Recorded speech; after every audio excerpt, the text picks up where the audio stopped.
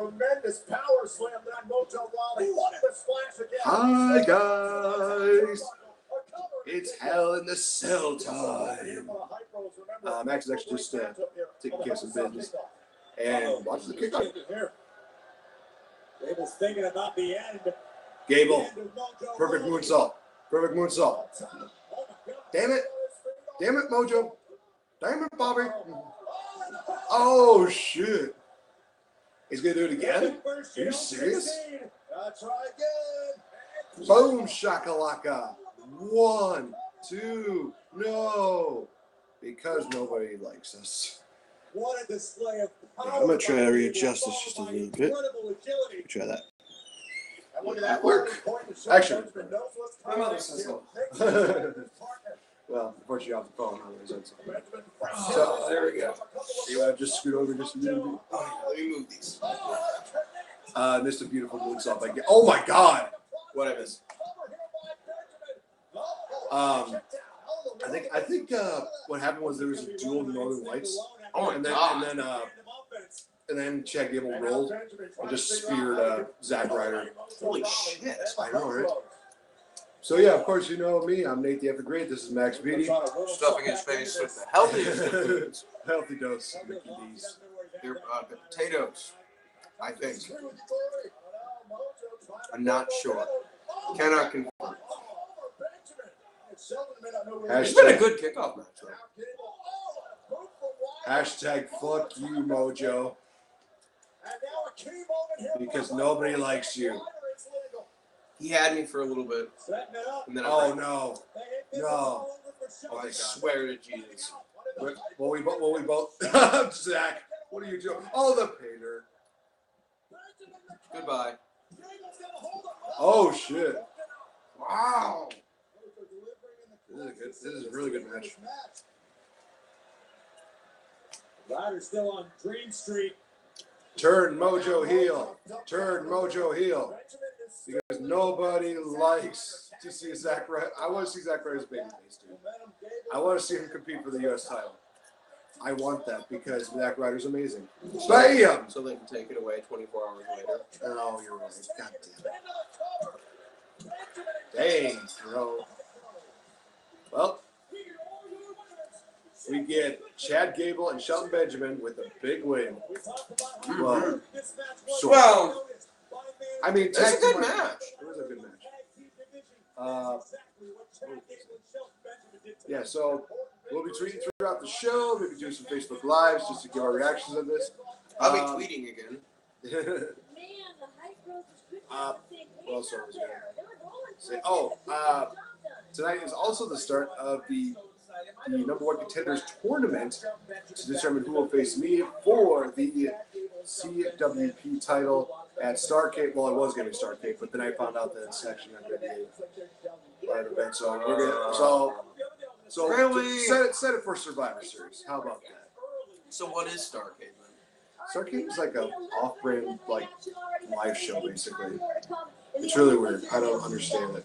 It's one of those things where it's like, you're bringing back a big name event. Why not make it into an actual event? Because we hate everything. Oh, that's right. That's right. That I'm looking forward to. Can we call? We'll see. Can we call this the Uso Penitentiary match? That'd be amazing. Oh my God. I want Shinsuke to win so badly. I mean, people are throwing everybody for a loop on who's going to win because they have the upcoming tour in India, and then somebody made a post about, oh, hey, Jinder's going to be advertised as a two-time WWE champion. It's like, okay.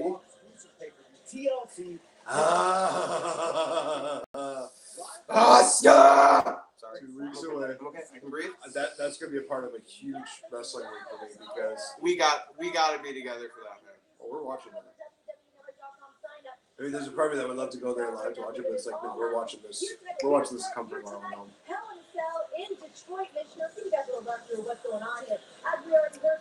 We got, Kevin Owens versus Shane. I think it'll still be a good match, but I think it might be a spot fest deal. Kevin Owens, you better win. And hold on, as I mentioned, You have Oh God. Shinsuke Nakamura. WWE I want Nakamura to do what Roman Reigns did to the Miz Taraj on Monday, where he just basically kills the Singh brothers, and then it makes an even one-on-one I match. swear to God, if the Singh brothers wind up locked outside of the Hell in a Cell structure, I will forgive so much. If they wind up inside the cell before the match starts and get locked in, Oh shit! It's a triple threat I'll now. be so angry. I am less angry now. I thought it was one-on-one, but I'm totally okay with that now. I am less mad. Glorious! It would be better if Bobby was a heel. Flip the alignments and I'd be more into it. Well, they could do a double turn. You never know. With the way Dolph spun, I doubt that. Rusev needs a win. Happy Rusev Day. Yay! One of the greatest SmackDown segments of all time. Rusev is just so great. Oh, trust me, when he got paired, when he's paired with Aiden English, that makes it so much more beautiful. Yep. That I want these guys to fight forever. I'm not gonna lie. These guys are amazing. I want the Usos to walk away with the belts. I do too. Yes! Look at these guys. I want them to walk away with the belts so badly. I think they will. I mean, oh shit. And you know what? Okay, that's funny as hell. So that means I'm guessing. That is the right blend of silly and stupid. I do like the logo though. You know. I was gonna ask. Forget. Now I forgot what I was gonna say. How bootios. Actually, Oh, dude, we get the fashion files tonight. oh Lord, we thank you for this opportunity. I'm so okay with this. I get a Fashion Files segment and the Usos in a cell match. If the Usos win, I will not forgive anything that SmackDown did this past week, but I will like this show. I know, the bar is low. Welcome to me watching WWE. This was Lucha Underground, I swear to God. They're not even going to acknowledge the fact that Money in the Bank was a thing. Oh, of course not. It adds too many matches to the lineup. That is true. See, that's the thing. Imagine if they gave this whole Usos New Day feud room to breathe. Like, they've wrestled how many times now? Was it 4 or 5? Counting. Well, I mean, are you saying just title matches, or are you Just title matches. So Money in the Bank, SummerSlam, Battleground. This, I believe, is their 4th. No, Okay. no, 5th, because they had that Vegas Sin City Street fight. Right. Imagine how much more this match would mean if those 4 matches were spread out over the course of a 10 to 14 month period. God, that would be absolutely insane. This match would not only warrant Hell in a Cell at that point, but the crowd would be going berserk. It's all about build-up. And don't get me wrong, these matches with the New Day and the Usos, I'm not trying to slack them off. The matches have been great, Oh, yeah. but when you spam them that quickly, they lose meaning. It's sort of like, I'm trying to think here. It's like Orton and Cena. No, yeah. A lot of Orton and Cena's matches, when you just look at them in a vacuum, are actually not half bad. Not all of them. Last time they wrestled, I wanted to kill myself. That was this year, actually. God damn it. Why? I deserve that. Why? Yeah, you do. Why? Like, we're friends. Why would you betray me this way? That's what I put up with. I'm wounded emotionally. The final meeting. Honest to God, I would love it if they added that stipulation of, this is it. Like Whoever there's no more- wins, Yeah, that's whoever it. walks away with the belt. No, whoever walks away with the belt. Because keep in mind, like, New Day could lose, like, due to disqualification. Oh no, that's right. You can't do DQs. Fuck. That's right. Yeah, whoever wins. Yeah, that's it. They're never gonna wrestle it. That would, even if they announced it tonight, it'd be like, oh, that's actually really cool. We won't get to see this again for like a long time. That's fucking great. That would actually go a long way to fixing a lot of the problems that this feud has had. And really, the feud isn't even bad. The feud is just, it's how much they've done in so short a time. WWE, you have a really good thing, but you're rushing it when... I know it sounds really, like, kind of bitchy, Because it's still been entertaining. Speaking of bitchy, Dave notes on that. We know where Usos are at right now. But it's like, it sounds bitchy because I'm basically saying, oh, it's good, but it could have been better. And I'm just like, yeah, but the New Day and Usos kind of deserve better, in my opinion. People overlook about the SmackDown Tag Team Champions. It's not just about me. Don't get me wrong. I also think I would have more personal investment, but that's also still a fault in storytelling. Like, I love me some Harry Potter, but Harry Potter story's got some problems. Just because I love something doesn't mean I can't critique it. And I like this feud, but it could be better. You know what actually wrote that? I don't remember his name. No, that's not Sam Roberts. That's what's his face. That's helpful. What's his face? Something Rosenberg, I think was his name. Pete Rosenberg? Yeah, I think so. Yeah, I can't remember because every time I remember for a while there, every time they said his name, my mind focused on the Pete Rose part, and I half expected Kane to come out, Pete Rose. like crush his balls or something. Right. What does Hell in a Cell remind you of? Also reminds me of the fact that there was Kane's debut, the original with Shawn Michaels and Taker. Mick Foley almost killing himself and cementing his place in my heart as my #1 wrestler ever. I remember watching. My first Hell in a Cell was actually Triple H versus Batista. Oh, that's a good one. That was brutal. That was really good. That was back when Hell in a Cell was like Still pretty sweet. Like Batista, I was never a huge fan of him as a wrestler, but he always paid off in the big moments. Like I always thought that one of Taker's best streak matches, obviously before the streak was broken, was him and Batista. They fucking killed each other. Like Batista, people don't seem to realize like that. Homie takes a lot of punishment. He can take it, and then he can dish it out in the big moments. And it was like there was that. He faced Taker at least one other time besides that. A lot of his between him and Orton, I'd rather see Batista versus Cena. Their matches always just seem to hit harder. And I don't know, something about Batista. They kind of wrestle the same style, but Batista, I don't know. It's like Batista's like the angrier version of John Cena's style, pretty much. So like I don't know. Like I'm not saying he's like underrated or anything, because like the dude's is like probably Hall of Fame bound at some point. But he's pretty good, and yeah, obviously, love him a lot more as an actor. I really need to see fucking the James Bond movie. No, not the James Bond movie. My brain is frying. It just came out. Your attitude wasn't. My brain is just not connecting right now. Is that the movie? Sci-fi. It's got Harrison Ford. Blade Runner 2049. Oh, that's right. Okay. Like, I wear my geek flag pretty hard on this one. Blade Runner is one of the best science fiction movies ever made. And I've been hearing, like, Zach, he actually saw it. He said it was, at the very least, even if you don't think it's as good as the original, it lives up to it and does a lot of justice to it. And I'm like, I'm sold. And Batista, he's in that. I want to see that. As for the James Bond movie with him, and is that one happened, right? That was Spectre, wasn't it? I think so. Yeah, that was Spectre. Spectre was okay. I mean, I thought he was pretty good in it. Spectre was okay. I don't really like James Bond. Like the old movies, I like the Daniel Craig stuff. I mean, I even like Quantum of Solace. Spectre kind of felt like it was getting closer and closer to the old James Bond, but he was pretty good in that. And of course, we all know that Batista is just amazing as Drax.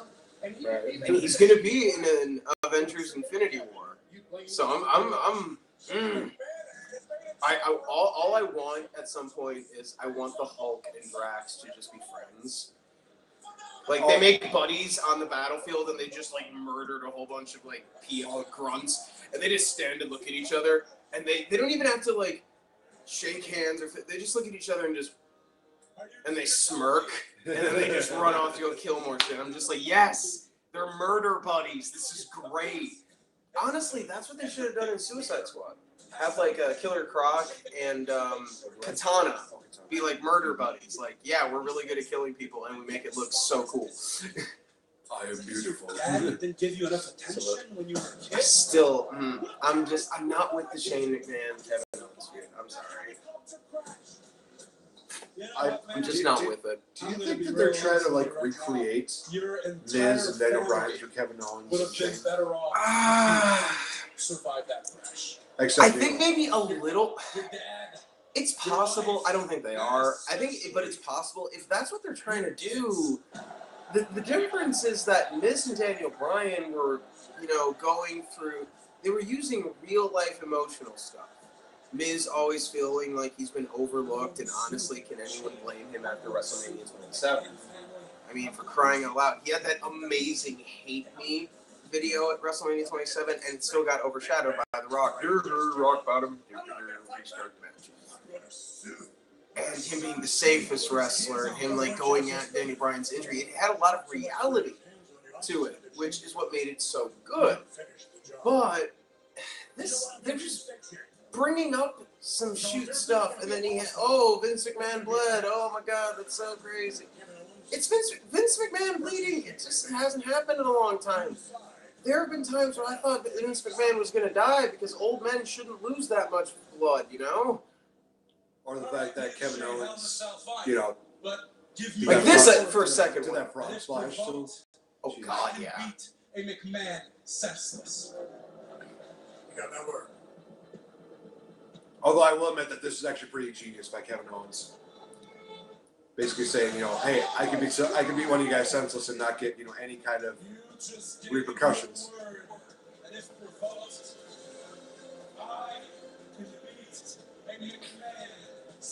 I do like how Vince was here. It is kind of funny that Vince is like, there'll be no blood in the PG era. Dude takes a headbutt, a move that he's taken himself many times without bleeding. Bunk blood. I mean, it was perfect. It did add to it, but I'm just not behind this feud. I don't think they're trying to recreate the Miz and Daniel Bryan, but I can't get into this. I don't think that the Hell in a Cell is going to add anything. And then throwing in the falls count anywhere. It's just like, no. You know what they should do? They should just they should just make this match a falls count anywhere. Yeah. But have the Hell in a Cell match be for the WWE title. Because then that way you eliminate the Singh brothers. Everybody can be happy. And maybe, just maybe, they could do something really good with Jinder Mahal. It's I know, it's very, very tough, but to be honest, I think the best case scenario they could have gone with is this is like a no DQs. This may go all out and just say it's no DQs, falls count anywhere. Just fucking do it. It'd be fine. Do that, and then you have Hell in a Cell. Here's what you do. You have the Singh brothers, like, they come out from underneath the ring. Like, Jinder comes out by himself, but they come out, like, underneath the ring. They try to stomp Nakamura. He kills them easily. Just like fucking makes it look like it's nothing, which is what happened. Jinder runs down. He gets in there. Nakamura slides behind him, throws the Singh brothers out. Clang. Shut. From there, let's say they give him 20 minutes for this one, right? First 5 minutes of that should be a complete dead even back and forth. Like, oh my God, who's gonna win? And then the remaining, like, I would say just 11 to 12 minutes, like cut it a few minutes short. The next 11 to 12 minutes should just be Nakamura beating him like a pinata at a quinceañera. Like, I don't want to see one Kinshasa. I want to see one. He gets 3 Kinshasas, one for himself and both of the things, and he just gets murdered. 1, 2, 3, knocks the champ. Yeah. Does Nakamura use the cage? He already did. He kept the Singh brothers out. Boom! He's already incorporated it more into the storyline WWE has in like 6 years. Fucking do it. I guarantee you everyone would be okay with it. Plus, you can't say that Jinder didn't get his moment with the title. Here we are 19 years after that. You will remember where you were. I think they mentioned Shawn Undertaker. Get in that cell. The fact that we get to see it here tonight, we've got a sold-out crowd, and Hell in a Cell falls count anyway. Fuck off. Yeah. Yeah.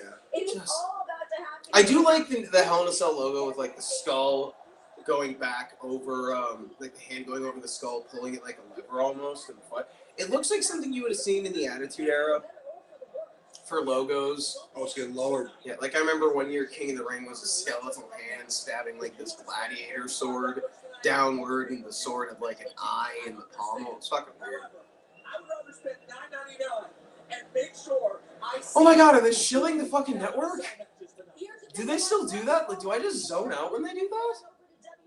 Oh, they still promote the WWE Network? Yeah, but they even use the $9.99 talking point. Oh, shit. Yeah. I think actually that's the first time Peter Rosenberg actually talked about that. Wow. Please, like Kevin Owens versus Shane McMahon, start the show.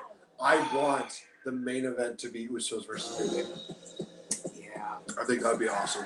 It's like, what Probably not gonna about the happen, world title? Yeah, but this is a divisional title that has a hardcore stick to it.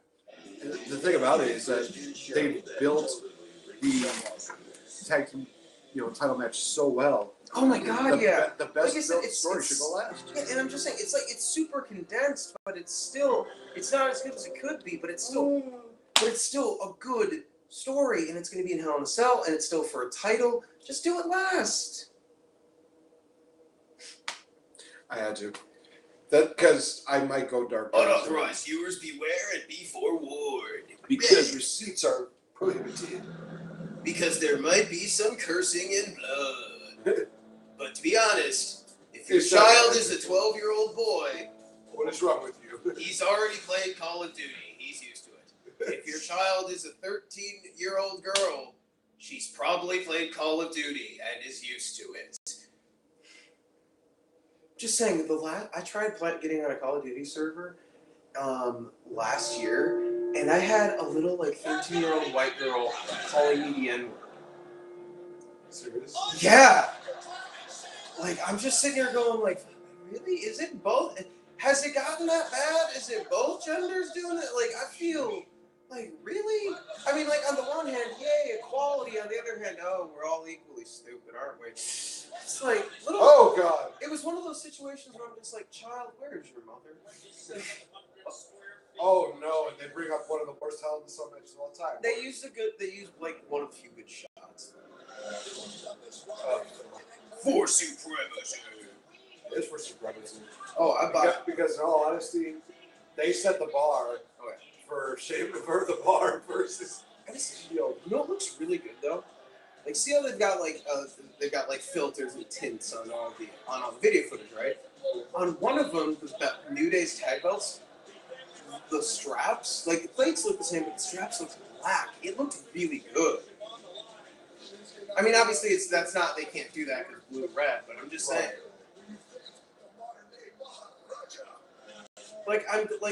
Correct me if I'm wrong, but isn't the WWE Championship, doesn't that still have a black strap? It does. Yeah. Thankfully, they have not gone with blue strap. Yeah, and I'm glad for that. Don't get me wrong, I still like the blue silver look for the tag belts. They haven't changed the US belt, which yeah, it's the one time where I think a blue strap with it's the red, white, and blue belt, that kind of makes sense. So I could see an argument for it, but they haven't done it.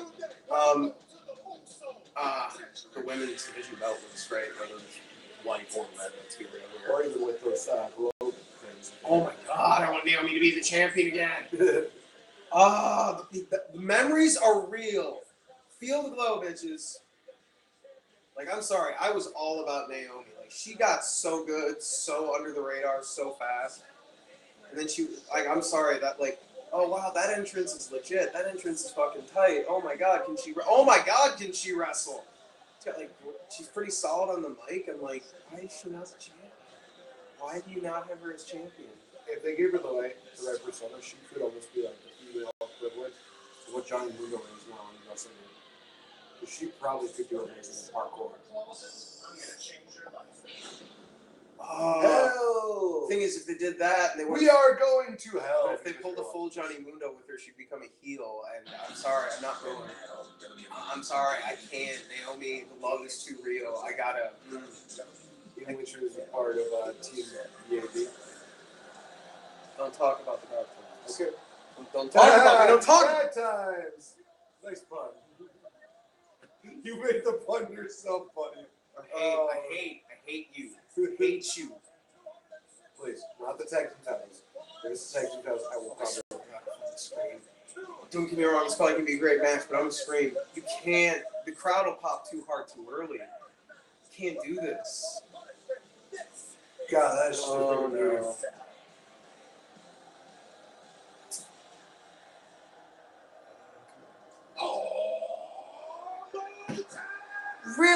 I mean, I saw it coming, but yeah, because tag team match because that makes sense.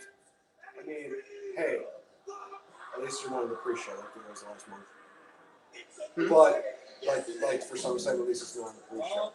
But it's kicking off the show.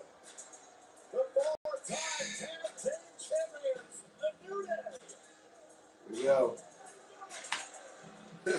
But it's like my worst fear has come to reality.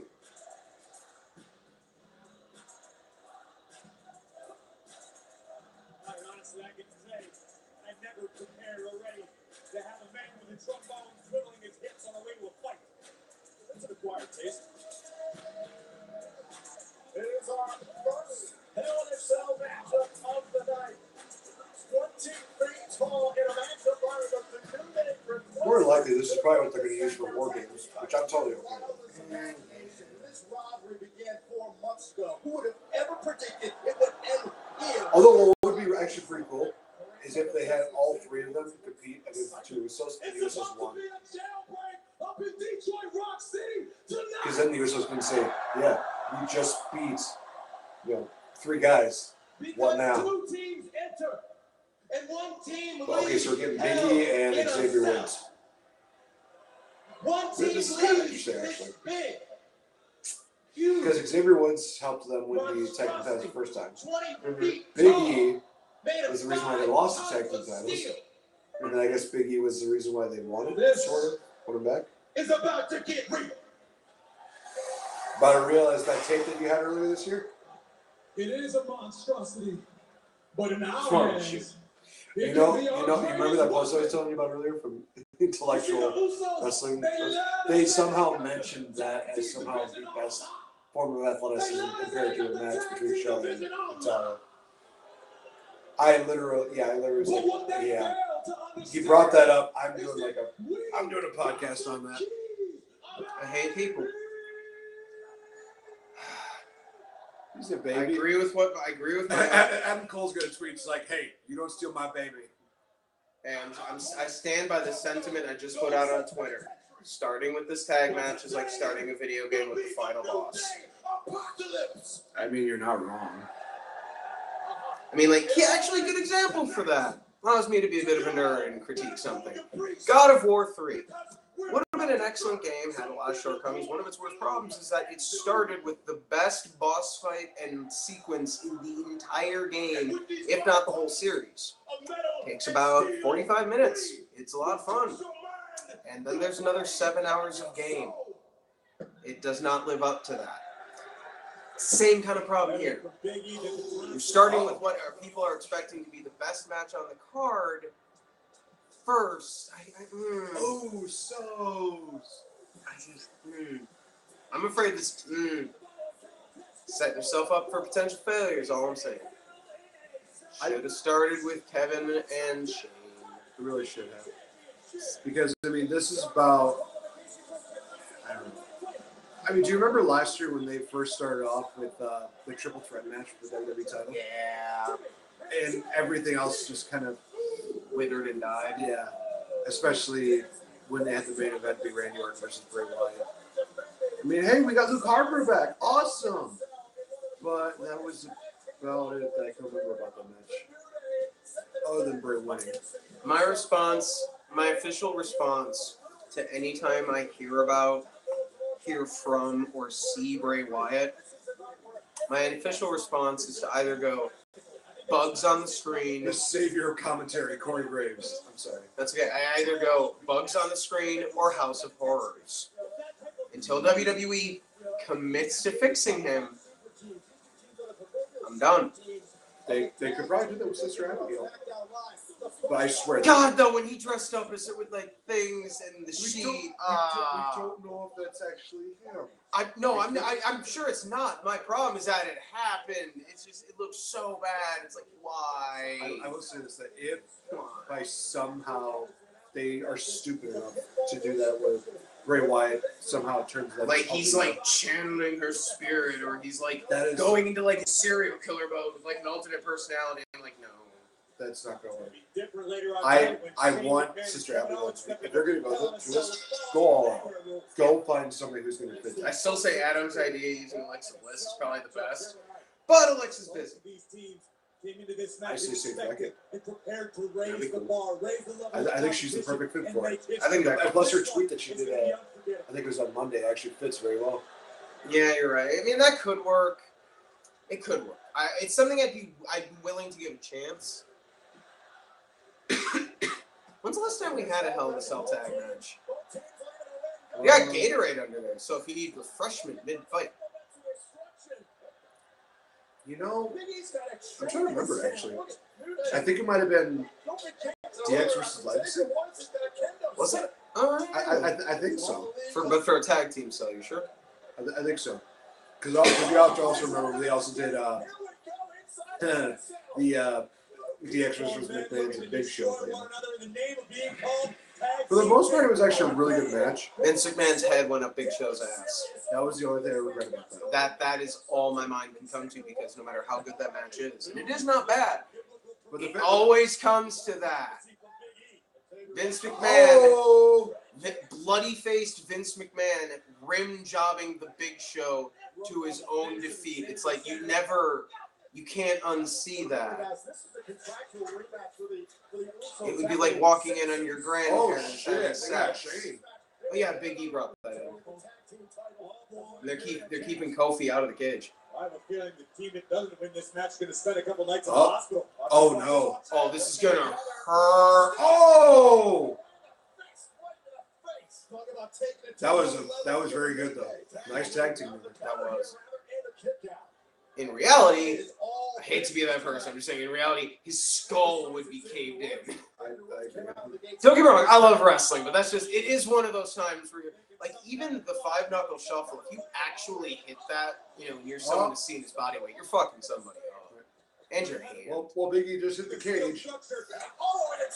Well, keep in mind, just slamming each other into the cage isn't what I mean. It's gotta it's gotta mean something. Oh shit! So far, so good. I'm just, again, this is a good match so far. I'm really excited. I'm really into it. I'm just like, the rest of the show is now going to have to live up to this. And the other Cell match ain't going to do it. Not unless something happens like Sami Zayn gets put into the match. That's the only way I see it. Although the triple threat for the US title would be really good. Yeah. Oh! Oh, Biggie's head. Oh, Biggie's head. Oh, God. Oh. My only question is, did he hit the chain or did he hit one of those bars? Yeah, if he hit the chain, that can still hurt. Like, I know. Like, with like how, especially the way Biggie does his hair, it's still kind of, if you look at it, it's still kind of fluffy.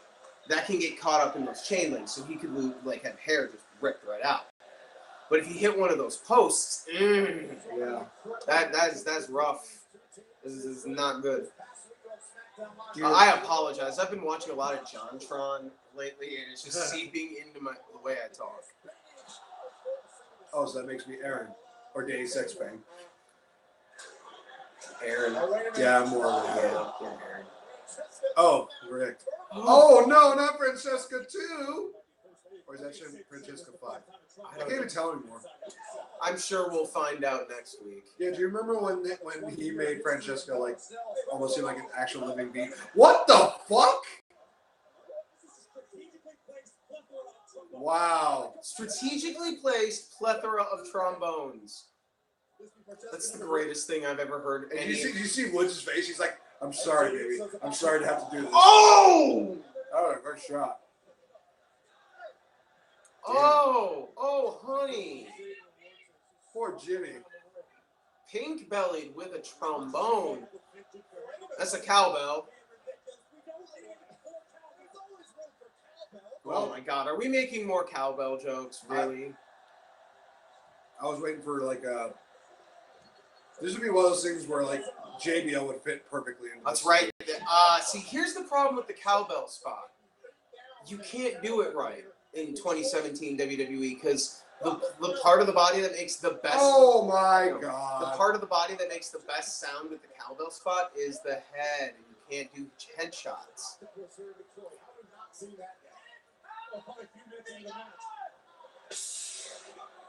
Did you just make a Mortal Kombat reference? I think so. See, a symbol is bigger. It works with that effect. You don't need to headshot a motherfucker.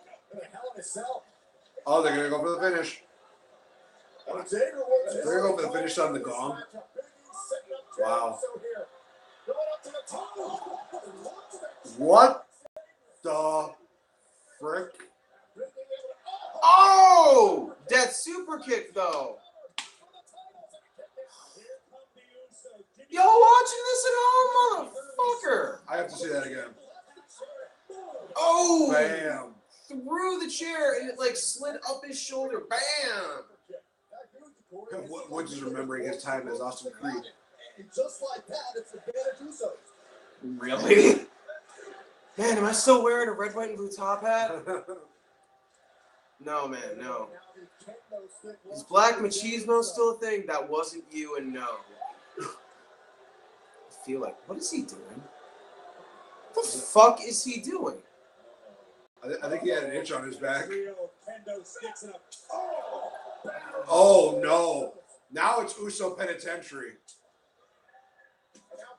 Oh, why wouldn't you hit him with both? I'm just saying. That would have been actually really cool.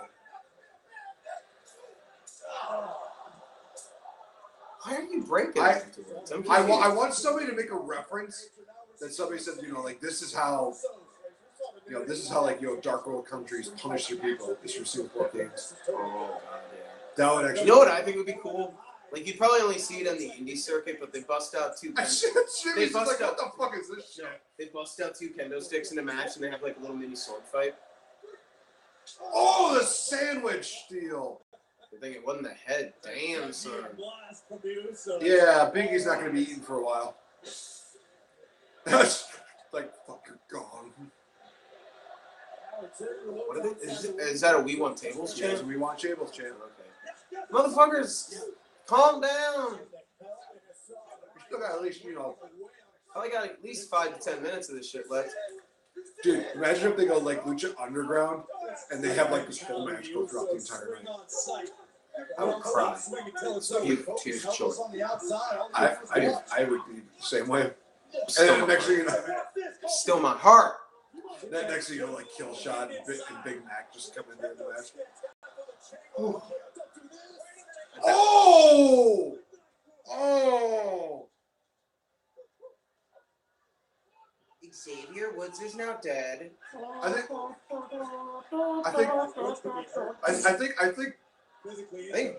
he's Xavier, hyperventilating. I think they just butt slammed his PhD out of him. Oh, okay. I literally looked at him and I'm like, is he crying?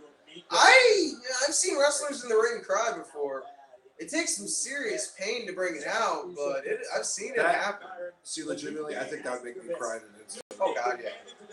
That would be I can deal with a lot of pain, but if it's anywhere to deal with my head, like oral or like a blow to the head or something like that, that's my weak point. You can get me anywhere else, but you aim for my head. Wow. Somehow I saw that coming. Oh God, yeah. Because it's a rainbow. Sometimes things are predictable because they get. Oh, nice punch. Oh, this would be a good spot if Big E spears Jey Uso and they just hit the door and the door just wide open. Amazing. Oh, I think he's gonna go for like a DDT. You know, like that DDT. That'd be sweet. That'd be awesome. Oh, that side super kick is beautiful. Credit to the Usos. Oh my God, like Big E, the way his ankle can look at that. Oh, jeez. Right? Dude. I mean, I know he's fine. He's fine, but seriously. Big E for a big guy can take a big beating. Oh God, yeah. Oh no. Oh! That was actually pretty cool. That was. So basically, a rock bottom by The Rock, and then Carlito just comes in at the last second with a backstab. Oh. That is what happened. That was. Oh, we're doing the replay. And we're doing it in slow motion too. So one of two things can happen. Oh, that still sucks. That's still. But like sucks. Xavier Woods is just like. Yes, like he's sucking It's it kind up. of one of those things where Big E's just like, I'm just gonna toss it into him. I don't care. Like if Xavier hadn't been there, he just would have, bam. Yeah, Uranagi, that's what it's called. He just would have, he just would have Uranagi'd him onto the Here we go. Going for the midnight hour. Whee! Boom! 1, 2. There's Jimmy. Woo! Love it. You see what I mean? This is gonna blow the rest of the show out of the water. Big E, the first man to his feet, which is somewhat amazing given the I punishment. mean, that went without saying. Oh, there goes Jimmy. Supposedly getting out, but he's not knocked out, so he'll come back. Tables. Xavier Woods once again back. More kendo stick. Jeez. Even more kendo sticks. Is this a kendo stick match? They're gonna start doing like a fire. Then New Day just starts doing like a war dance around them. Hey, New Day rocks. New Day rocks. New Day rocks. like I don't know what countries anyone's nationality goes to in the New Day, Oh shit. but like I mean, like Oh, Payback. Payback is a thing of beauty, but with a rainbow kendo stick, it's just that much humiliating. Okay, that was actually not pretty. God, this is a New Day penitentiary now. They make. What the? Look at this. oh look at this. Oh. Oh. You take one of the Usos out of the matchup. Oh, jeez. That is fucking cool. That is how you use the fucking cell. Oh, jeez. See, I think it's one of those things where they're trying to take Jimmy Uso out, but they also know that he is more vulnerable now.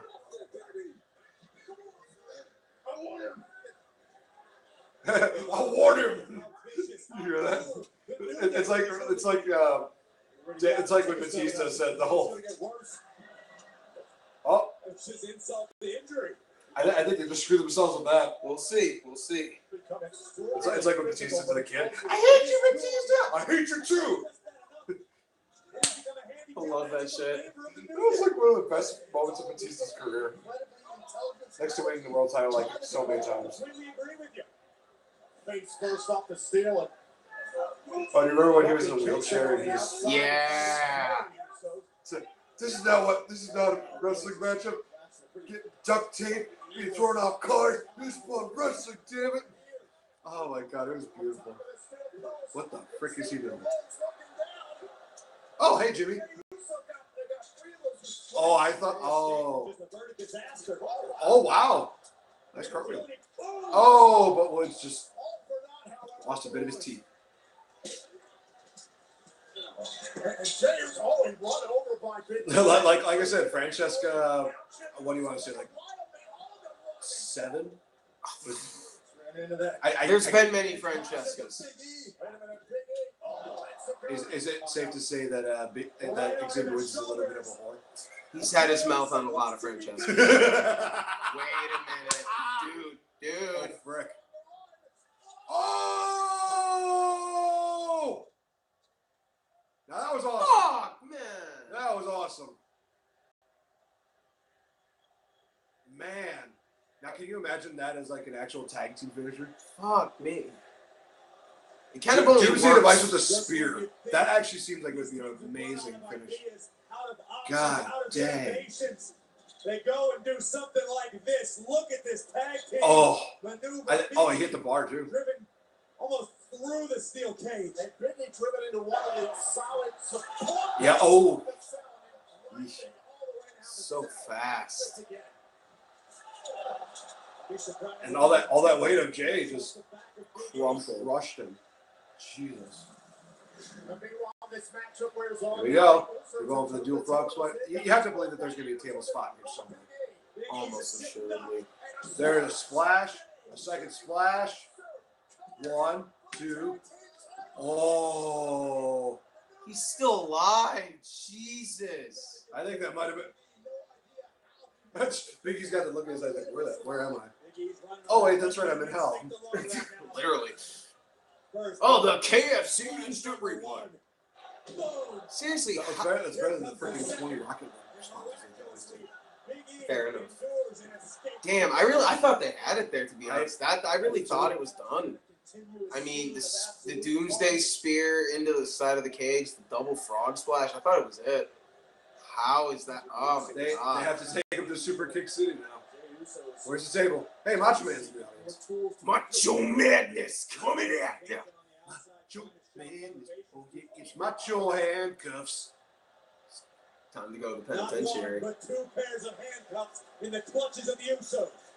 And the New Day get a world introduction to the true Uso penitentiary. I swear to God, if they do like a Big E deal where he just Supermans through the ropes. They've got 2 sets. If they're smart, one's for Big E, and then they can take out Xavier Woods.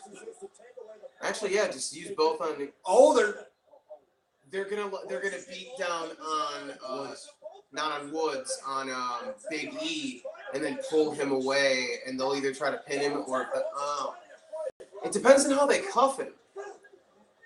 Jey Uso just throwing hands on Woods, who's cuffed up. this is about punishment, really. Where's? Oh no! Oh no! There really is no escape for Woods right here. Oh no! Payback. Do you remember 2009? Do you remember Orton versus Cena? Oh god! Payback's a bitch. Ref, shut up. I'm kind of enjoying this. I'm a sick, twisted bastard, but I'm enjoying this. Kofi Kingston's got to find a way to break in. So. Oh, he's like, did you just? Okay. Boy said okay. What? Boy said There what? you go. Oh, he's gonna get another Kevin stick. I'm waiting for the car battery just to come out. Oh my god.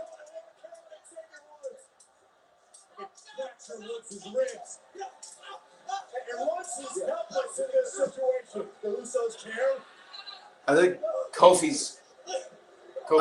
there's a small. I don't know if you heard Woods. I think he said, "Please, guys, stop." I think.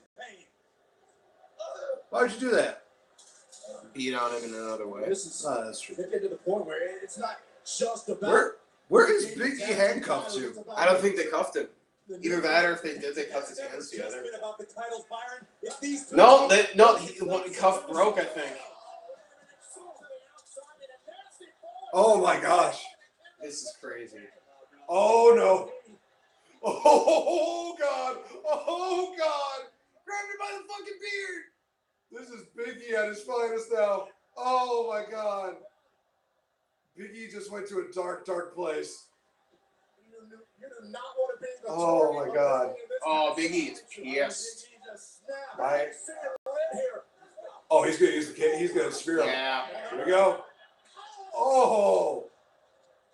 The shell just shifted about 2 feet. It did actually. You can see a little bit of an indenture too. Oh, now he's gonna do it to the other side. Oh my god. This is one way to move it. Oh, he hits both of them. Nice. Ordinarily, I'd say, well, now he's got to get that dead weight back in the ring, but I'm like, never mind. It's Big E. He's in Super Saiyan mode right now. And now Big E, Super Saiyan in real life. You don't need no ball hair. He just does it. But legitimately right now, if they break up the New Day, I would cry. This is too good. there's the big ending. Get it? 1, 2. Oh! Oh! Oh! Oh! Oh! Oh! Oh! What the? Oh, it's a stretch muffler! Oh shit! Oh no! Oh no! This is how they won the tag team titles at SummerSlam. That's gotta be it. Oh, wait a minute. Where's Woods? Where's Woods? There's Woods. He might still be down and out. Boom. One. Stay corrected. Never mind. Jesus Christ. This match. All night long, please. Well, if any part of SmackDown doesn't suck, it's the tag division, even if it's just being carried by these two teams. Jesus. How long has this match been going on for? 30 minutes. All I can say is this: whoever walks away, the next team that they face has got they have a privilege being in the ring with them. Even if it's Fashion Police. If they give me Fashion Police versus New Day, Put an end to the New Day. oh my god. Let heaven just take me. Just take me. If they did that, I would do something horrible for Vince McMahon. Oh man. Because it's just like, no, it's still beautiful. It's still beautiful. Oh, now Xavier Woods is going Super Saiyan. Oh shit. Have we not seen the damage that headbutts can do? This is true. But it's one of those things where it's like Xavier Woods is throwing hands. Oh my god! Again with this. you have to think that this is going to end with the table spot. Fucking has to almost. Chair spot. You know, legitimately, this thing should go for at least an hour. No, I think Woods Oh. defiant, it'd be amazing. still I'd be fighting. fucked. How you be fuck. It's beautiful. Well, this is not going to end well. Where's Big? Oh, Biggie's on See, that. this move never makes sense to me. Like, even wrestling logic, you think it would hurt the people Oh! doing it. Yep. Instead,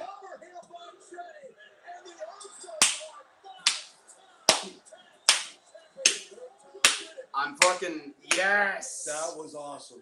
Well, the rest of the card is screwed. I hate to I be don't that care. person. We got like 30 minutes of some of the best tag team wrestling you could see. Xavier Woods is like, I did all that and lost. Fuck this company.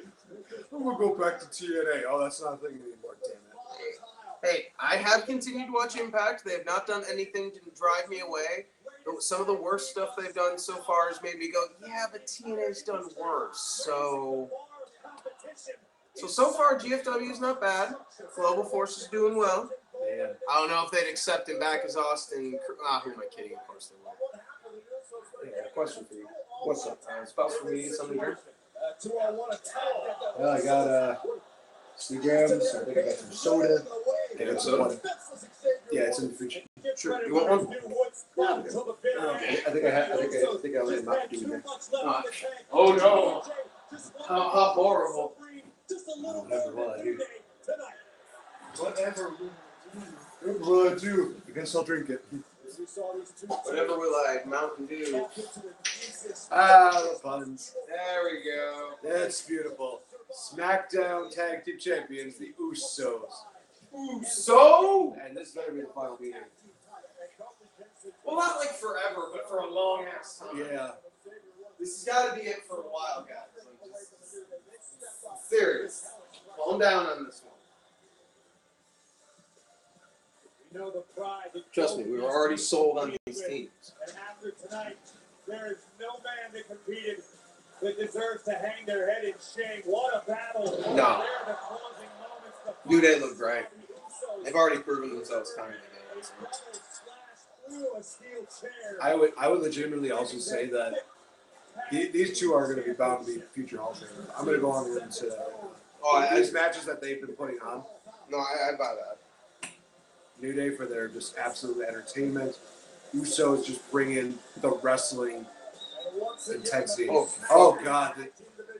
Kofi is just like, you guys okay? You guys okay? Biggie's like, I feel messed up. And Xavier Woods just looks like completely wrecked. Yeah.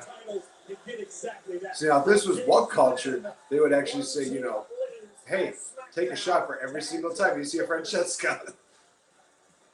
No, I want to live. Shh. See what I mean? They look good. See how they look kind of black in that lighting? Those straps? They look good. They do look good. The next, the NXT. Last time I played a WWE game when it was new was 2K14. I was not impressed. I still say that the best WWE games are SmackDown vs. Raw 2006, WWE 13. No, I take it back. WWE 2K14 is alright. It's not bad, but I wouldn't put it in the best. Like I said, WWE 13, SmackDown vs. Raw 2016, First Day of Reckoning, SmackDown Know Your Role, and WWF No Mercy. Well, this one looks pretty good. I'm gonna rent it. I will rent it because I have a PS4, so I can play it on a modern day appropriate system. I don't like the logo, but I actually do love this that music. I mean, I'm willing to give it a shot. Oh shit, it is next week. I won't lie though. When I get the money for it, the next game I'm buying, Destiny 2. Oh, sorry. That. I can't. I heard too many things. Byron's getting excited. Oh boy. Byron Saxton's getting excited. Woo! That would be the only way that you could top off the tag team match. I don't think it's gonna top it. I don't think it can. We're finally getting a good match between AJ and Ty Dillinger. We're adding Baron Corbin into the mix. No, it'll be good. I'm not saying it's gonna be bad. I'm just saying it's not gonna overcome. No, I'm not trying to bash it. Oh no. I don't remember her name. United States champion AJ Styles. That's not Dasha, is it? I know. AJ, earlier tonight, Daniel Bryan made your evening a little more challenging. You turned your championship match against Baron Corbin into a triple threat with Baron and Ty Dillinger. What your Maybe that thoughts is on this Dasha. season? At least she seems more lively than the last time I saw her. Yeah. Not that I like it. Because you remember the talks about her last interview, where she just tell the girl about it. Ladies and gentlemen, please welcome my guest at this time, Rusev. And then Rusev just slowly goes from robot to actually having life at work. And then all of a sudden, Ty Dillinger's involved. So I'm going to make the best of a bad opportunity. I'm going to show the WWE Universe why I am the United States champion. Yeah. And yeah, the odds are stacked against me, but let me quote the late great Tom Petty. You can stand me up at the gates of hell, but I won't back down. Love it. That was He makes a Tom Petty reference. That is awesome. Respect. Not a Tom Petty fan myself, but respect. Oh, And we're gonna do this next. we're doing Rusev versus Randy Orton. Yay, Rusev Rusev losing because WWE hates it. I just said WWE 3 times. WWE hates it. I'm gonna say Rusev picks a victory. Oh God, he does the Chris Masters pecs thing, right? I'm just saying I don't see a Rusev winning this. I'm sorry. Rusev needs to win. I know, but I'm not saying it's that. I see. Happy Rusev Day sign! Yeah! Love it, and it's by the Macho Man.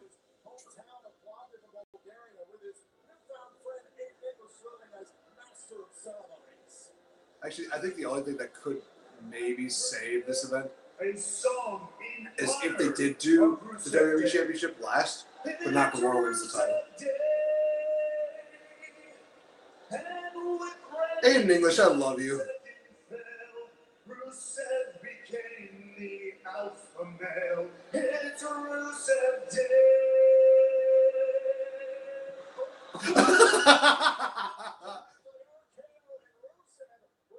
God, I still love it. God, Randy is a dick. But that's just who he is in real life. He doesn't think he is.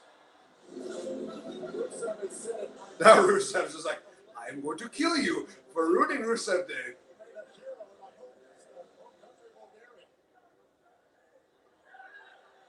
Can we have like a Rusev month instead? I think that'd actually be kind of cool.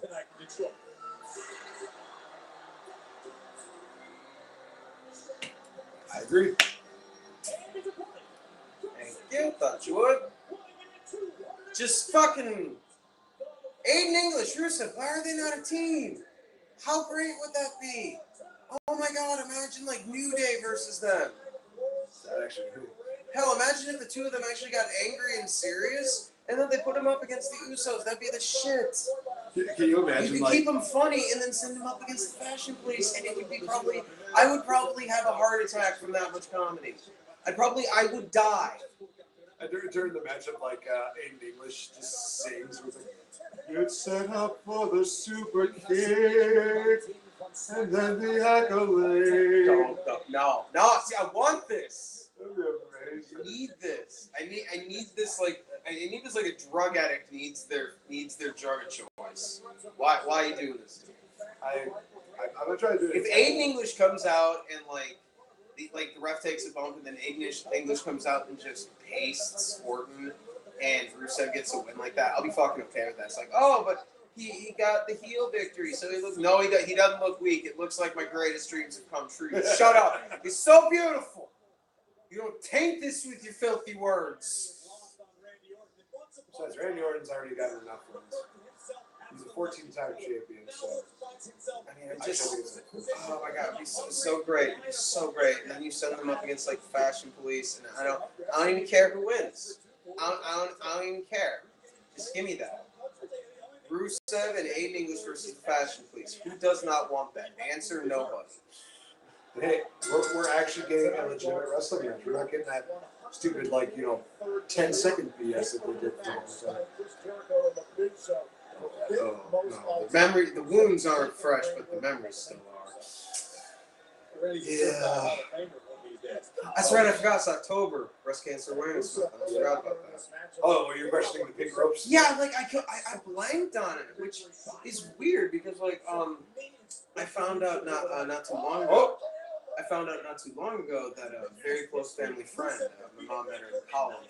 I refer to her as Aunt. She's my Aunt Janet. I just found out it's all successful. It's not breast cancer, but she had intestinal cancer. They did the surgery. Surgery was a success. She has just started recovering. So I know it's not breast cancer, but I do know a cancer survivor. I saw photos of her before the surgery. She looked strong. It's hard to see something like that, But she said even only a couple days after the surgery, she was feeling a bit better. The doctor said it's a really good sign. So. And they've been checking her out. There's no other tumors or anything, so. I figured it's a Cancer Awareness Month. I figured, maybe something related to the topic. That's good news. I did find that out a couple weeks ago, but I figured it's good time. But yeah. That, and it's probably more enlightening than this matchup is right now. Oh God, yeah. I mean, I want to give this match a chance, but I'm sorry. I definitely put Bobby Roode versus Dolph Ziggler over this matchup. Oh God, yeah. Actually, Actually, I got something funny wrestling related. All right. So, a buddy of mine, his name's Mike. He crashed at my place last night. And I said, he's fine. We're sleeping on the couch, and I got my PS4 and TV out there. And I said, you watch whatever you want. I got, Netflix. I got Crunchyroll. I've got, all my DVDs out here and all that stuff. He happened to public page sex tape. I'm sorry. Wow, thanks. You said wrestling related, so technically. Well, I mentioned the WWE Network, and he checked out a couple of old stuff. He checked out some old stuff, but he listened to me, and he checked out. I can't remember. He said it was one of the NXT takeovers. So basically he has no context for it, but he said he enjoyed it, and dude has. He used to watch a little bit of wrestling. He was barely a casual fan back in the 90s. But he said he liked it. Yeah, he stayed up till 3 in the morning watching NXT, so I guess he liked it. Yeah. I'm sorry, I'm just really not into it. The match isn't bad. It's a decent match. I don't care. This is basically where we're just talking about random shit. Oh, fuck. No offense to either man in the ring. It's just I wish we cared. Yeah, I wish I did. Now, if all of a sudden Aiden English slides in and helps out Rusev, that will fix everything. Okay, not everything, but it'll fix a lot of things. It'll even fix some of the things that Adam Blanca likes to say Sheamus ruined. His ginger hair will have no longer ruined sunrises. about Rusev. This man, a two-time United States champion. Yeah, man. Defeated for the better part of a year. Rusev punch. Oh. Captain gave that. Oh, don't you tempt him, because I couldn't resist. Oh, I was gonna say, don't even tempt him, because WWE might not make that to the his next year. Oh no, don't even. Praise in the WWE universe. And sadly, it might work for him because he already talks like a caveman anyway. Rusev crash. Another win over Randy. Rusev dead. Seconds, obviously. But yes, of course, it's Rusev. Okay, I love this. Someone I follow on Twitter, Daniel Matheson. Sorry to slip into technical terms here, kiddos, but a Randy Orton match after that New Day opener is a huge bonus killer. She's not wrong. She's not wrong. She's not wrong. I mean, even if this was a spectacular match, you're going to feel a little worn out after that. Okay, according to Brandon Stroud, this is the Usos versus New Day match power rankings, noting that all of them are great. Number 4 is the SmackDown Street Fight. Number 3 is the match at Battleground. Number 2 is the match we just saw, Hell in a Cell. Number 1 is SummerSlam. I already disagree with that. Personally, it's going to sound weird. I would actually swap SummerSlam and Battleground. Oh, no? I thought the Battleground match was their best one. But hey, just the fact that they're all good, which means it's like, oh, which one is the best? It's nice to have that. Brandon Stroud now has a name for the Francescas that we saw tonight. Okay. It is a Doctor Who reference, I believe. Specifically a reference to the fact that there was a side doctor called the War Doctor. In all capital letters, War Francesca. Even if it's not a Doctor Who reference, that name is fucking great. I think I remember him tweeting that. I thought it was just like, what was it? I thought it was like a reference to porting or something like that. Dear WWE, please put the cage lower at music you guys use on YouTube somewhere. This is not bad. It's got a nice ominous sound to it. There's Captain Caveman. Captain, yeah, I'm not doing it. Captain, I'm not doing it. Thanks, Obama. El Capone. Bong. The gong thing kills me. I'm sorry. The gong is great. I was actually not expecting that. They would bring out musical instruments. Okay, does Randy Orton have a cut on his side, or is there just something like? I think that's just tattoo. Is it? It just looks like a. See what I mean? It's like a dark line. Yeah. What the fuck? I think he's had it for a while now. I think that's a new tattoo of his. Okay, it's just it stands out really sharply, and I'm just like, the fuck is that? It is really weird. It's like you have this nice masterpiece of like amazing tattoos, and they all flow so well. And then there's that one that just sticks out. With Randy Orton. It's like you don't know what it is. Maybe it's a tally for every time he's taking a shit and someone's taking it back. Old news. Well, because screw you, I don't need to be topical. Well, the way I see it, if it's that long, that's a lot of shits. Randy's still on rubber legs on the other side of the ring. Oh man, Dougie Fresh. Someone out there with the Dougie Fresh sign. I have a friend named Dougie. You do you, Dougie Fresh sign guy. Or gal. I don't know. Dougie Fresh. Dougie Fresh. Don't you even start. They're not going to start doing Dougie Fresh. I know, but don't you even. Don't. It's kind of now that Adam Lumpy and Pacini are no longer with World Culture. Yeah. It kind of feels like now we're the ones that are doing Adam versus Adam. Although I do have to admit, I've been watching a lot of Simon stuff, and it's like, damn, Simon is really pulling all the weight to try to keep World Culture alive. He really is. Which, I don't mind Simon. I don't mind him. I think he's pretty funny most of the time. I like it, and you know what? I'll admit I don't like a lot of the other guys, but since Simon does so many videos on there, I'm cool with it. Like I will say this though, if they lose Simon and don't get like any of the guys who just left back, I'm afraid that if Simon leaves, I'm checking out. I might like keep him subbed just so the numbers don't go, like out 1-1, but still. But I'd probably stop watching. Then all of a sudden one day I see a video. Oh, the Adams are back. Oh, what's that about me watching World Culture Wrestling again? Oh, they brought Simon with them. Oh my God, that's so great. Oh, King Ross too? Oh, thank God. Now that's a what the fuck moment. That's signed as a WTF moment. Don't get fresh.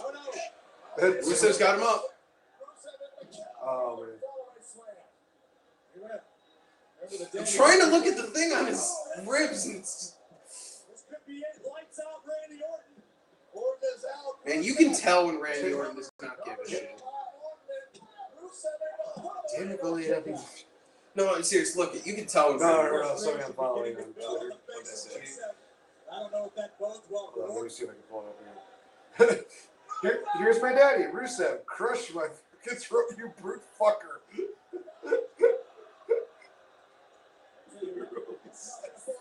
All right then. But she also mentions that Elias Sampson is her hubby. Oh, okay. Oh This my is God, old it's news, so but did funny. you see that? This is old news, but did you see that MMA footage of the guy winning with fucking sharpshooter? No. Yeah, MMA dude, like he won with basically like a sharpshooter, line ting, or whatever you want to call it. It was ridiculous. I'm just making fun of that. I'm actually kind Like of just like at least I think it's a sharpshooter. Just look up MMA wins with like wrestling move. So I might have them. I know it's a submission. I'll start with sharpshooter. of legend of Randy Orton here tonight in Hell in a Cell. Wrestling MMA, okay. And now tosses Randy Orton back inside the ring, and Rusev taking his time here. Saw this cost Rusev earlier, and Rusev from the second rope. Rusev Day! Oh. Oh no, that's like canceling Christmas. And a costly mistake there for the Oh shit! That's from my video. Oh good. I honestly thought that was some music going on in the background. Oh, here I'm gonna find it. Well, I mean, they're showing like actual wrestling moves, like German suplexes and bloody bellies and shit like that.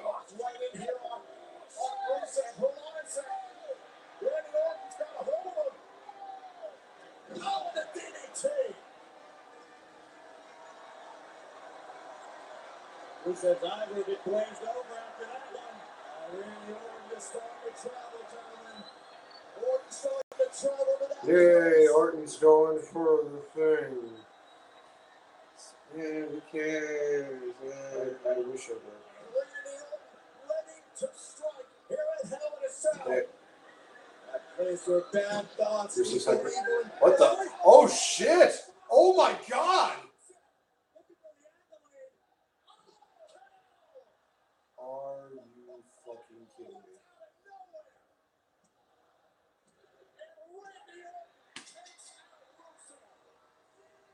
God damn it!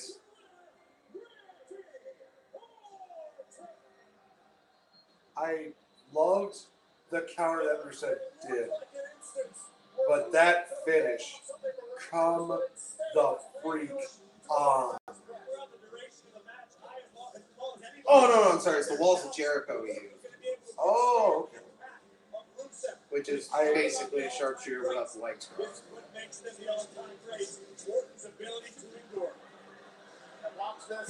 John O'Mears.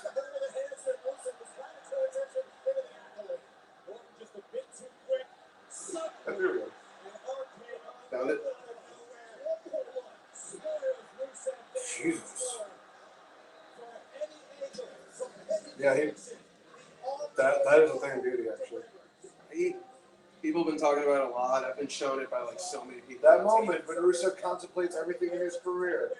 Yeah.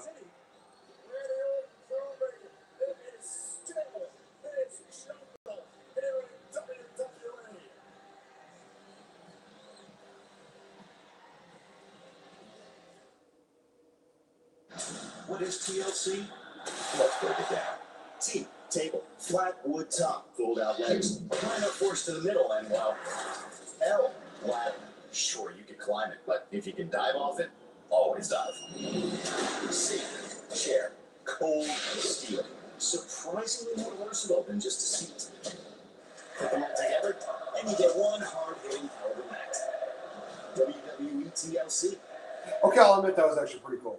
Yeah. That was actually pretty cool. I am thrilled to announce that WWE 2K18, in conjunction with KFC, will feature both myself and Colonel Sanders as No. playable characters in this year's edition of the video game. Wait a minute! Oh my God! Slater! I guess he's Slater. How can old man Sandy be in this video game and not me? I mean, we're both sponsors of WWE. You're not a real sponsor. You're not even a real superstar. You're just a floppy advertising gimmick we use Oh my in the God, KFC WWE commercial. Network will send me notification. What do you think you are? Talking about it being a match series, saying, My name is Colonel Sanders, hey. and I am a real person. Oh, it's true. It's damn true. This don't even make any sense. And you? oh hey, You Randy make Orton went up 2-1 in this series. Well, that's settled. WWE 2K18 Oh just got a little my finger licking God. gooder. Randy Orton is the worst good wrestler of all time. I like it. Really I can't find it in me to disagree with that. Because he's not a bad wrestler, but especially this year. This year's just what? One of the friends of mine, he goes by the name of Boosters. To my tweet earlier, I said, my worst fear has come. New Day versus the Usos kickoff. He asked why. Because the rest of the show might tank. His response really got me. He said, would you rather that they be first now? Now you can go to sleep. I'm not going to lie. All I can do right now is think of that last match we just saw. And then my eyes drift over to your Super Nintendo. Then my eyes drift over to your Super Nintendo Classic, and I'm like, instead of watching that, we can play Star Fox 2. Right?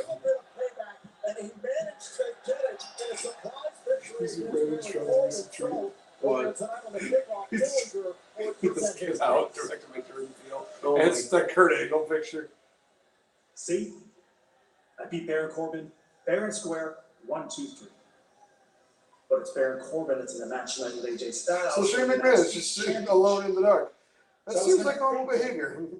You throw old Ty Dillinger in the mix, and we make this a triple threat match. Yeah, I thought that too. So what you're saying Somebody actually is made you a want point. me They said I thought that AJ Yes. was the new KFC dude. to add you to the match He was, Yes. and make this a triple threat I match wanna for think the about United it. States Championship. Yes. That idea sounds like a perfect thing.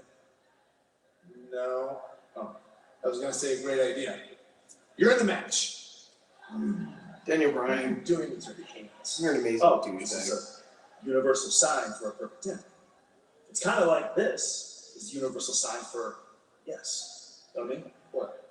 10? Yes. 10. Yes.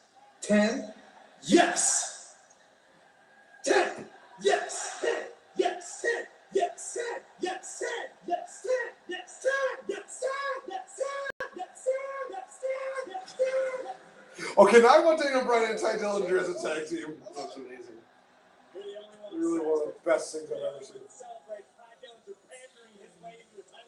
Okay, so I see this going two ways. I could see AJ Styles retaining, or Baron Corbin stealing the victory. Yeah, I guess. Because I think Ty Dillinger's slowly getting into that picture. Not quite U.S. material yet, but he's slowly getting into it. Oh, almost time. Hey, Portuguese guys, how you doing? Uma grande noite aqui em Detroit e teremos ainda 3 disputas pelo título. Дорогие друзья, я лично не дождусь увидеть следующий Hell in a Cell матч с Шейном Макменом и Кевином Оуэнсом. Дайте, пожалуйста, They even admit, Kevin Owens and Shane McMahon is going to be bullshit. Funaki! I'm sorry, that's my tradition now. Every single Yeah, time. I know. I know. Gold!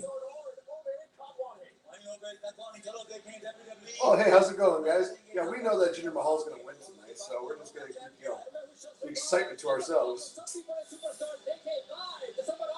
Oh, maybe that's what they were saying. That was the Japanese team were saying. Shinsuke Nakamura needs to beat Jinder Mahal for the title. Go!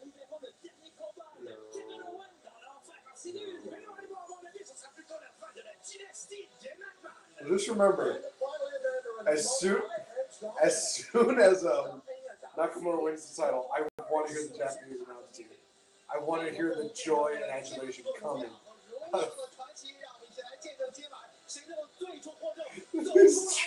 I will never let the Daniel Bryan bear thing die.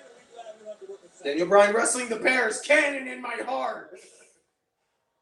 Have you ever seen that little fake documentary, Daniel Bryan versus the bear? Oh yeah. I love that so much. Oh, Baron, your entrance is so much cooler than what WWE has reduced you to. I'm sorry, they've hurt him real hard. They did him real hard. What I would really love is that they actually changed up Baron Corbin's gimmick because now... To what? Like, seriously, what would you, have to do? Well, you kind of listen to, how the music sounds. And we've always agreed that the music should really reflect... Oh, yeah, definitely.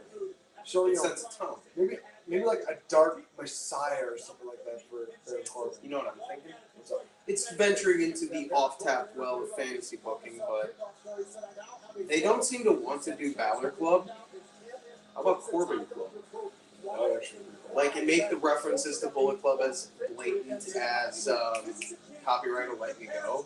And then you could have, a war, not Daniel Bryan, either Styles or Balor could build up their own faction, and it could be they go to war, and it's who's going to win? And then they could all collectively turn heel, and basically, one lays down for the other, and they merge, and then all of a sudden you basically have the American version of Bullet Club, not only in terms of having founding members, but you also have just the size of it. A lot of it's WWE homegrown talent, and they can just run roughshod.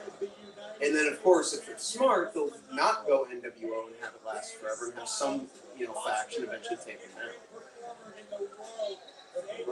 I mean, eventually this does mean Baron does kind of fade into being, one of the initial part of it when they're two separate factions. He goes, they merge, and then he's either going to be a side leader or he's going to get shuffled into the background, which kind of sucks. But that's just kind of how I would see it, especially since most people are going to gravitate towards if we're going to have 2 leaders for this shit, better be AJ and Finn. Right. No offense to Baron. Baron could be the best thing WWE's made in fucking years. He could be on Braun Strowman's level, but people would be nah, if you're going to do 2 leaders, it's got to be AJ and Finn. They just do what they're doing with the Shield. Force AJ and Finn to slowly start working together. Because they're perfect. Common threat. It's a triple threat match for the United States Championship. I do like the fact that... To be honest, who'd be a great member of that idea I just had? Ty Dillinger. He could be a member of, either Baron's side or Finn/AJ's side. And then maybe he becomes a quote-unquote high-ranking member. Okay, cool. Ooh, you know what'd be really cool? If they want to mimic it a good bit, the Bullet Club, they need their version of the Psycho Tongans. Usos is part of the club. How great would that be? Then they make what was it? They have Baron Corbin has U.S. title maybe. Usos hold the tag titles. Ty Dillinger is kind of the guy they're trying to build up just a little bit. And then maybe eventually, Ty Dillinger wins the U.S. title, and then Baron Corbin gets the title. Yeah. It'll be amazing. I mean, they could have done it, but obviously they screwed up with the whole Money in the Bank game. Yeah. You know what? We're enjoying a triple threat match. After that matchup between Rusev and Randy Orton, we're actually getting a good matchup here. This is the halfway point almost. Everybody loves AJ Styles. AJ Styles can make anybody. He knows how to make everybody look good. He knows how to make everybody happy. That includes the smarts. I stand by what I just said. United States title is just another Hashtag Nexus. No, hashtag put the belt on the Canadian. Put the belt on the Canadian. Oh, no. Corbin's just like, oops. Oh no, I regret my life decisions. How about you guys? You guys hack it out. AJ, you have such great matches with Ty, right? You respect Ty. You totally didn't add him to. We're not going to give Baron Corbin a choice. You know what? Smart baby faces. That is so rare these days. I'm okay with it. Yeah, because you would. Oh my God! What were they chanting? Where's your briefcase? Oh, that's chant of the night right there. Oh, that's beautiful. Was beautiful. Like, you mentioned fair to Corbin. What did Corbin do to earn or deserve this matchup? He's been losing, so they need to give him something. Oh, but that's smart. Hey, they both are going to want to win. Oh, I just want somebody to do a Chaos Theory suplex. I want that. I want that. Because it's a beautiful thing to. Oh, look at that. I mean, Chad Gable did it for a while. I know, but just, I want that. Dillinger's got a distinct advantage coming into this match. AJ and Corbin had no time to prepare for the perfect 10. No time to game plan. No time to. What are you talking about? No time to prepare. How many times has AJ wrestled Ty Dillinger now? I think he's won. I'm just saying he doesn't need time to prepare for Ty Dillinger. The pander his way in to go find Daniel Bryan. Stroke his ego. Boom! Drop kick. God, I love you, Corey Graves. No, there's some moments where no call of Corey Graves will ever be better than him just ethering Elias Sampson. Look, I'm just gonna say it's not like I don't compare his voice to Johnny Cash's Death Rattle. I'm just like, damn, son.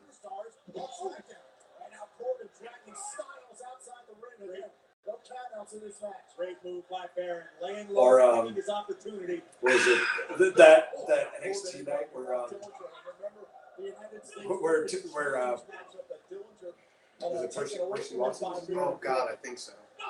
He was like, "Oh, you're getting on the Bobby Roode bandwagon." He's like, "So what are you talking about getting on the bandwagon? I invented the bandwagon, Percy, you moron!" Yeah, whenever he just straight up ethers somebody, it's always great. Yeah, literally. I think that's my quote of Corey Graves for like ever. And here's the thing, Corey Graves, he does have his hit or miss. He can be hit or miss, but for the most part, he's pretty solid. Okay.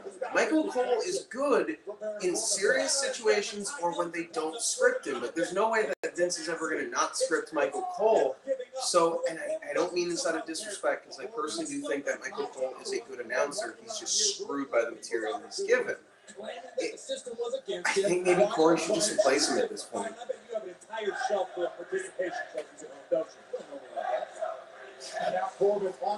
God help me, I still love that. That's gonna be so, that's that shit is on the night right there. No, and like again, that's no offense to Michael Cole. Like he can definitely be a good announcer, but here's what I think. I think the best announce team that they could put together out of what they have right now, and it's gonna sound weird. By all means, please tell me that it includes Michael McGinnis. No, God damn it. unscripted Michael Cole, and if it this is only if it absolutely has to be a 3-man. Unscripted Michael Cole, lightly scripted Corey Graves, and current Booker T. Because Booker T is like, I guess he's the heel guy, because he just verbally, like, he basically is just like saying, he might as well just come out and say, like, I hope this guy dies.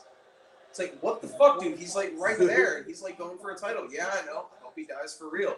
And it's just like, Booker, dude, I don't know what's going on with Booker, but it's just like an unscripted, just color face commentator out of Michael Cole, Corey Graves handling the play-by-play and being kind of snarky, but then Booker T just being this cold heel motherfucker. Oh shit! Like I think that'd just be great. And now, if you're gonna do a 2-man, this is gonna sound. Oh! If you're gonna do 2-man, honestly, unscripted Michael Cole. Oh! Oh! I'm trying to listen to you, but at the same time. No, it's okay. It's okay.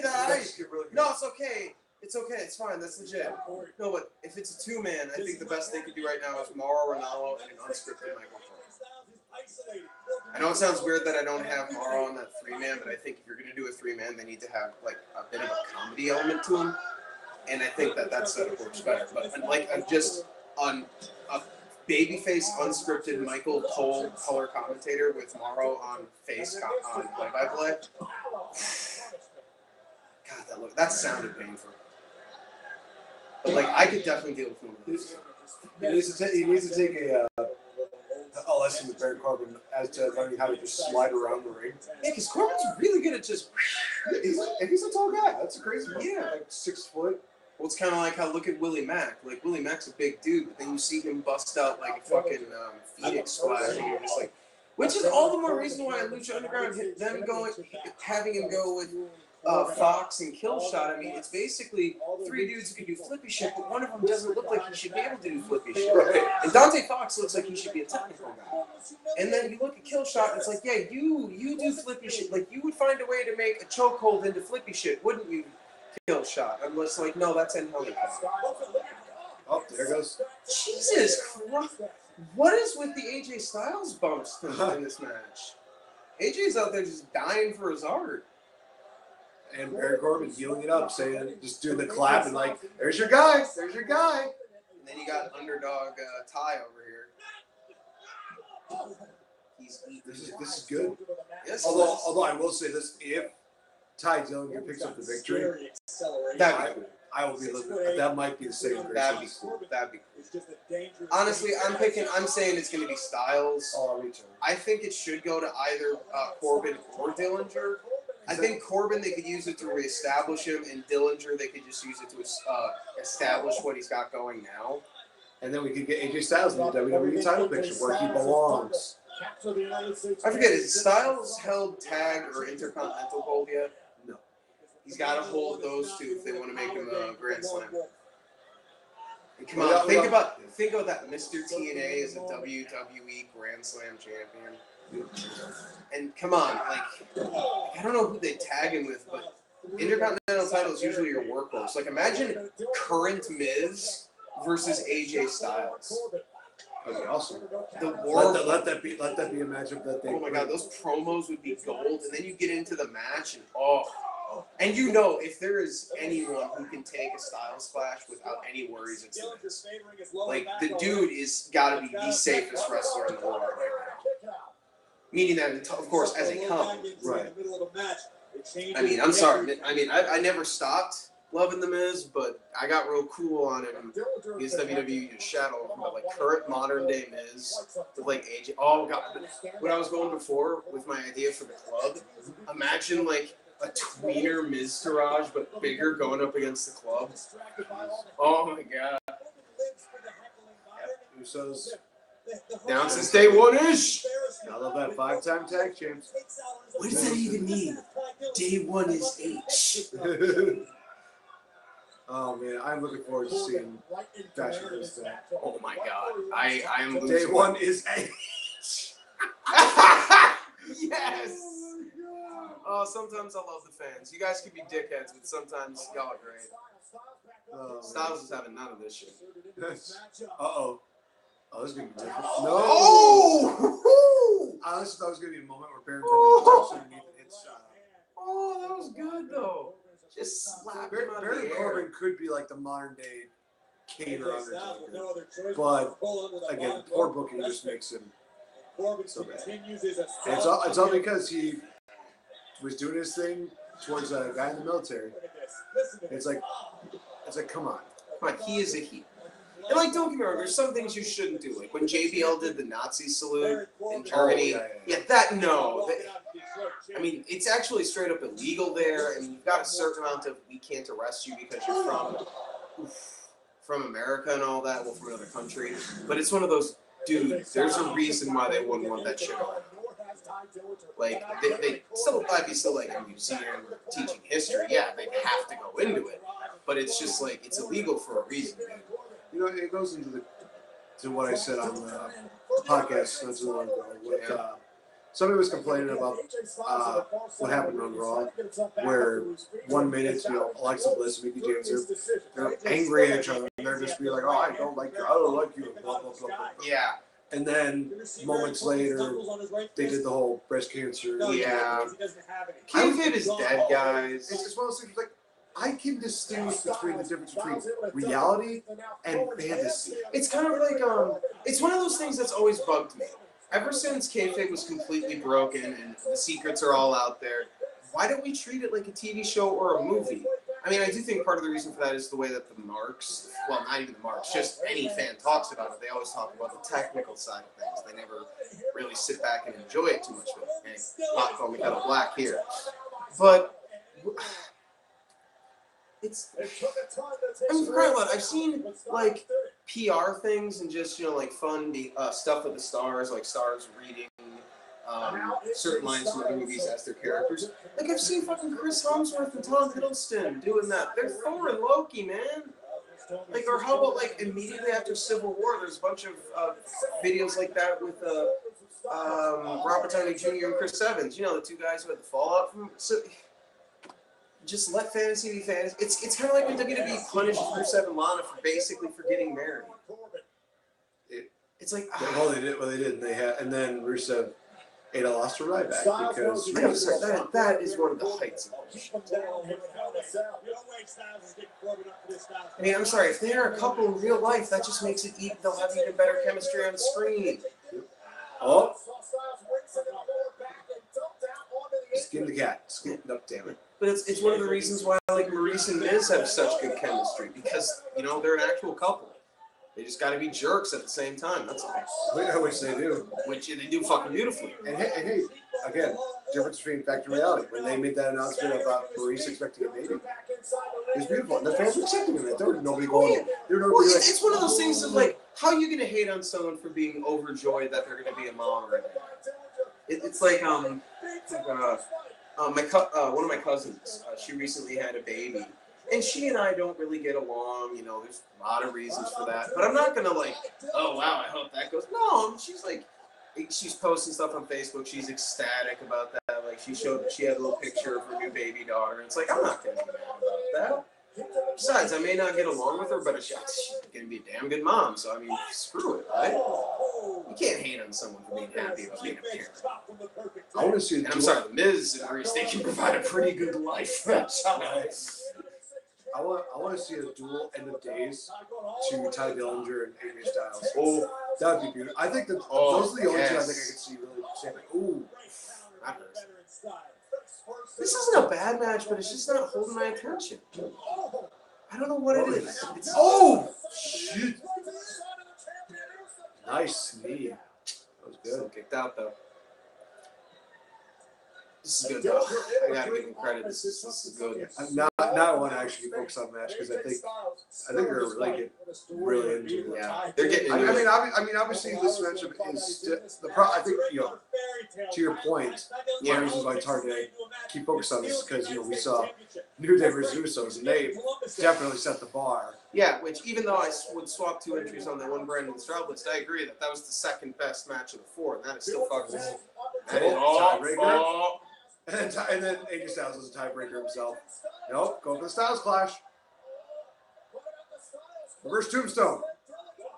Oh, God. Wow. That is a beautiful counter. Look at that shit. Oh, wait. Gap Crusher. There it is. He's got it locked in. Baron not gonna? Baron's got to get up and like. I want it to be a moment where Ty's just about to tap, but Baron just grabs his hand. I think that would be amazing. Oh, did I call it? That was amazing. That was like a WrestleMania 20 triple threat shit there. Yeah. When Shawn Michaels was going for the tap, and she was like, don't you dare, motherfucker. Oh, but it's not a phenomenal forearm. It's a forearm to the outside. So picky. Well, because they say everything's a phenomenal forearm. I know. It's AJ. Okay, fair enough. And I mean, hold on. Let's see here. I mean, and it basically works like a short range version of it. Okay, fair enough. I'll give you that. It's kind of like I'll make it all geeky. Since I've been into the anime series Naruto, he's got this signature move called Rasengan. Oh, never mind. Forget my nerdy analogy. Okay, every time. Did he hit his head or did he hit his I back? couldn't tell, but like ever since Cesaro busted his face open, every time I see a post spot, I'm just cringing. Me too. Oh my Although god. Cesaro's new mouth card is pretty badass. Yeah. Okay, let's Talk about making the most of it. Oh, okay, that was his shoulder. Shoulder. That's worse than his back, honestly. Separation of shoulder, dislocation, shit like that. Oh. Corbin's like, no, not this time. You kidding me? Uh-oh. End of days. Nope. Choke slam. 1, 2. That's victory roll. That was good. Oh, that's right. And boom, deep 6. Uh-oh. Oh, here we go. Here we Now go. it's gonna. Oh, shit. He's going versus choke slam. Holy! Right to the back. Oh, my gosh. Okay, I'm gonna say this now. This is gonna be a match.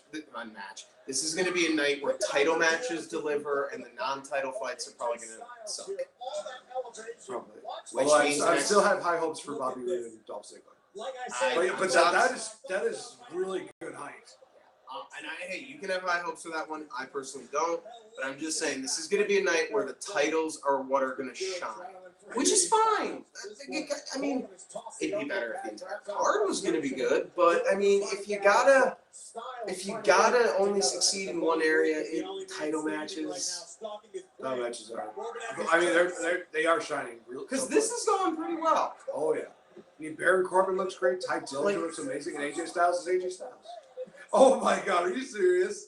Like, you know what I would have done? What's up? This would have been the opener. I agree. Because then that could have been the one that sets the bar, and then it's like, okay, let's do that, and then mind blown. Exactly. Super kick. Like this would be the opener. Highlight. Like this, I would have. Oh shit. Oh. Jesus! Don't do that to me. I literally thought I had a flashback to that fatal 4-way back from Backlash.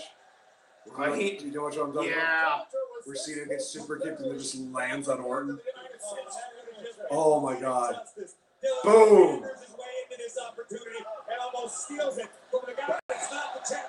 Jesus. Oh my God. Like, this should have been the opening match. This should have been. Open with a title match, but you don't give away your best part of the card. Dougie! But this match would definitely, if the crowd weren't blown off that opener, this as an opener would have gotten them fired up. Oh God, yeah. It's just further proof. I think Ty Dillinger overdid it. Yeah, but to me, Oh, never mind. what this says to me is it's just proof of an old adage. Bad booking can kill a good show.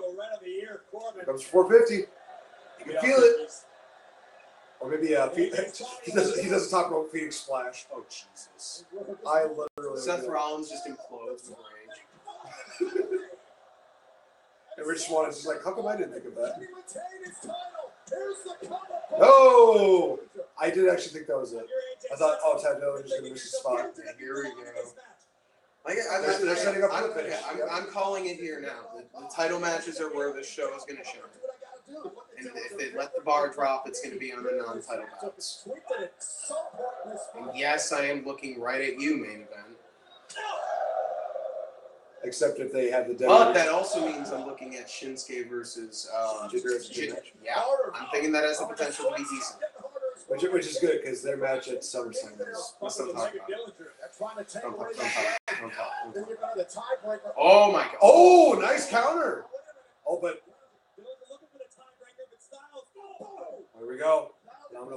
Phenomenal forearm. Astronomically phenomenal forearm is what I like to call it. Here we go. But Baron Corbin. Oh my God. No way. 1, 2, 3.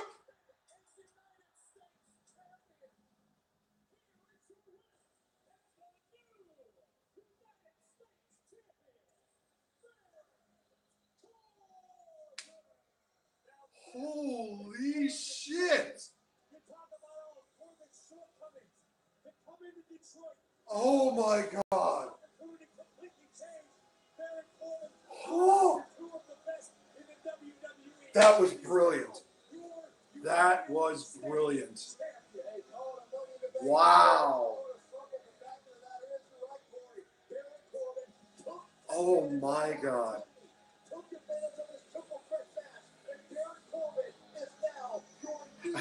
I have to know what you had to say.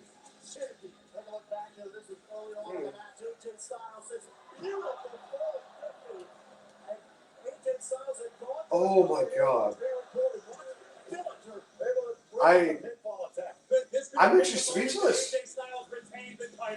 Beautiful 450 splash, got every ounce of it, but it was Dillinger that would spoil it for the then champion. Later on in the match here, a phenomenal forearm, the takedown Ty Dillinger, Baron Corbin swooping right in at the perfect moment and blasting Styles out of the ring. Remember, the champion does not have to be pinned to lose the title under triple threat rules.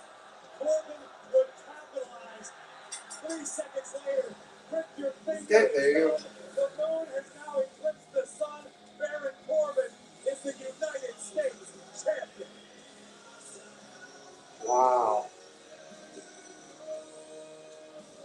Give credit to both those men, Todd Dillinger and AJ Styles.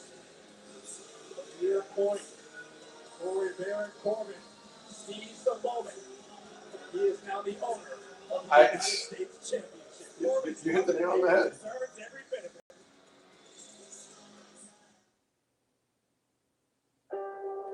Wow.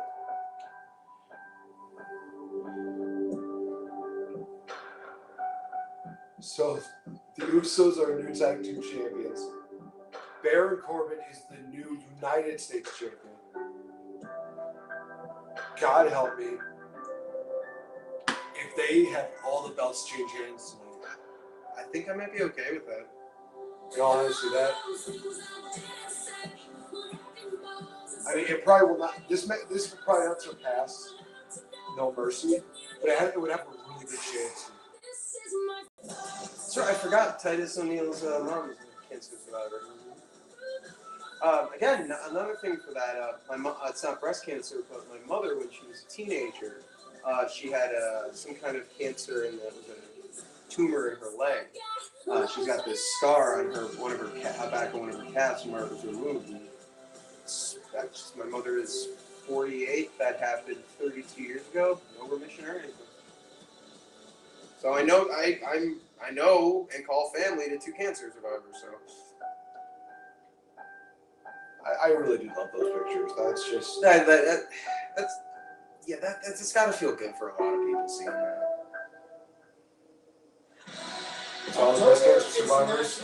We support you. We love you. Keep up battling the good fights. Exactly. And for the rest of you, any kind of cancer you might be having, stay strong. There's been a lot of cancer in my family, and unfortunately, those are the only 2 survivor stories I've got. So I know it's hard, but I'm grateful for the people that I got that fought it and survived. And my Aunt Janet, I know you're still recuperating from that surgery, but you stay strong. Your crazy nephew loves you. Congratulations, Baron Corbin. Absolutely. Man. Congratulations to the Usos. We've already seen 2 new sets of champions. Put that I gotta use the bathroom real quick. Tell me what I missed, if I miss anything.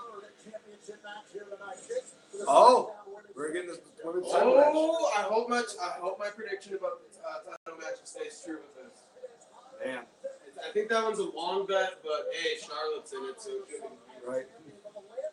So Charlotte versus Natalya for the SmackDown Live Women's Championship. This will be absolutely It's amazing. good to be back. I mean, I personally I will say wanna this, thank that there might be some everyone for their hesitation, but thoughts and prayers. the roles are a bit reversed from last time. Ric Flair is battling health issues. He underwent successful surgery. Rick is resting comfortably, however, he remains in critical condition. It's been an emotional 6 weeks, literally life and death. But my dad is making a comeback. That next one, woo, is back up and running. Thank you for all the love and support. When I was away, I learned a valuable lesson. Life is fragile. And that's why you have to make the moments count. So from here on out, I'm gonna make every moment as big as possible for me and my dad. That's beautiful.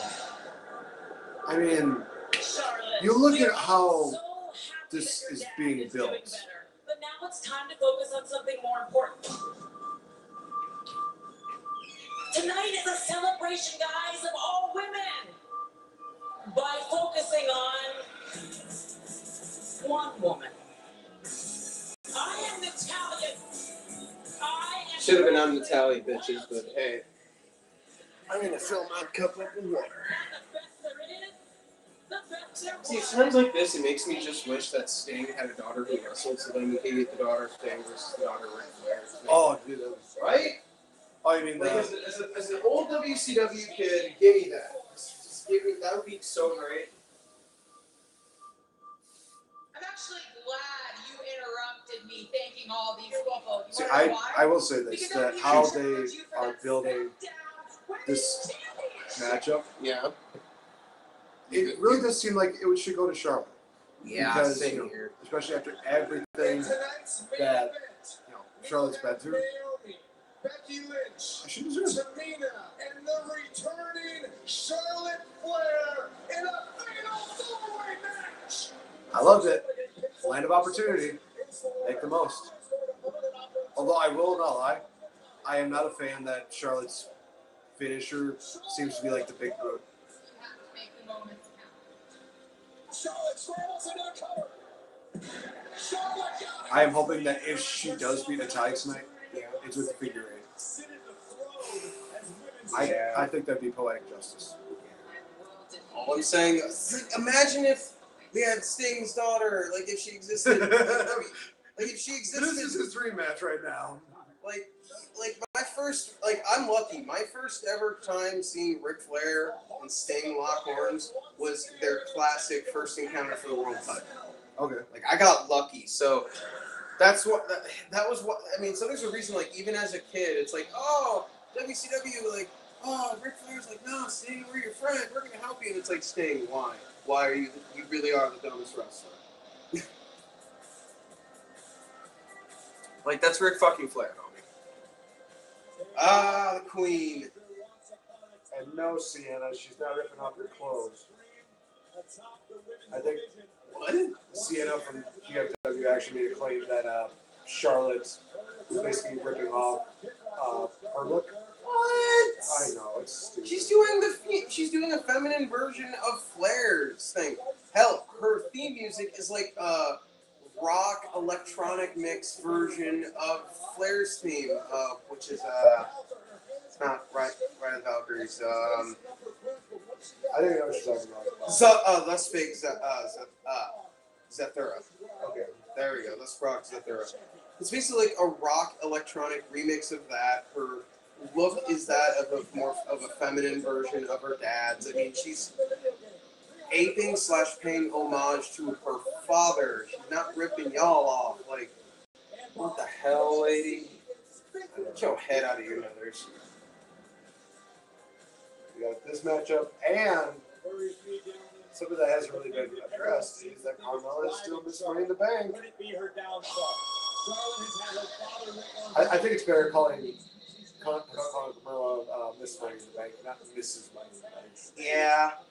Like, Mr. doesn't necessarily, Miss Money. I want there to come a day where somebody wins some Money in the Bank. Kind of like how, like if Wade Barrett was still around and he was still doing like the King gimmick. What's up? Okay, look at how Natty's dressed, right? Well, she always looks like a dominatrix. No, that's not my point. She's related to Bret Hart, but her outfit is very reminiscent to some of the stuff that Shawn Michaels used to wear. Oh, controversy bomb! I want to say, ain't that a slap to the face? Oh. All this time, Bret Hart thought that WWE was over it, but nah. No. WWE was always slapping him in the face. He's getting like punched in the kidneys from behind by his own blood. Seriously.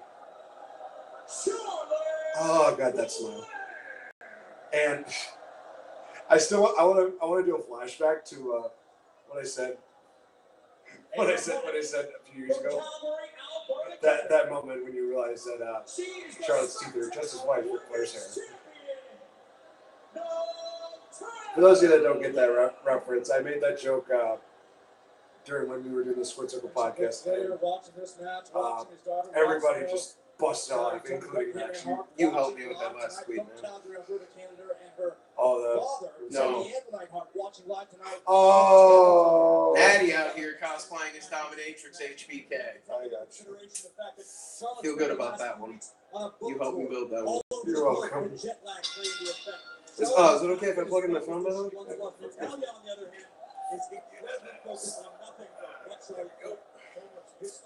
Alright, this is a title match. Let's prove my theory about tonight's title match is correct. I mean, hey, it's two bloodlines. I like that. Like, Charlotte is great. Like, let's cards on the table. Charlotte's fucking great. If anyone can make this good, it's going to be Charlotte. Just Charlotte should win. I will admit this, that Charlotte is one of those women who has so much muscle. Oh yeah, she looks like a fighter. Like, I've had times where oh shit. It's like she inherited not only her dad's, like, you can see a little bit of Rick. Her swag. No, like, I'm saying, like, you can see a little bit of Rick in her, like, her jawline, her eyes. She obviously got that. Well, I mean, she dyes her hair to look like him, but still. But, like, it looks, unless her mom is really tall, to me it looks like she got, like, her height and build from her dad. Because people forget, like, Ric Flair's not, like, a tiny dude. It's just that a lot of the guys he wrestled were huge. Like, even Sting. Sting's a fairly tall. Like, Sting is tall. He's a built dude. That was really fucking good. Oh, kick right in the fucking ribs. It looks like there's going to be a little bit of botch, but then I see. Nah, it's all good. It's all good. Oh, no. Ass drop on the leg. Well, yeah, it's still effective. But oh, yeah, I'm not saying it's not effective. You do that, you're going to take out the. I think you're going to take out the figure eight. No problem. Oh, yeah. But, like, she can do other stuff. Like, she can hit, what is it? It's not natural selection. It's, no, it is natural selection. It used to be bow down to the queen. Right. She's got that. She could always, like, pack her. If she can take the jump, she could always win her out with the moonsault.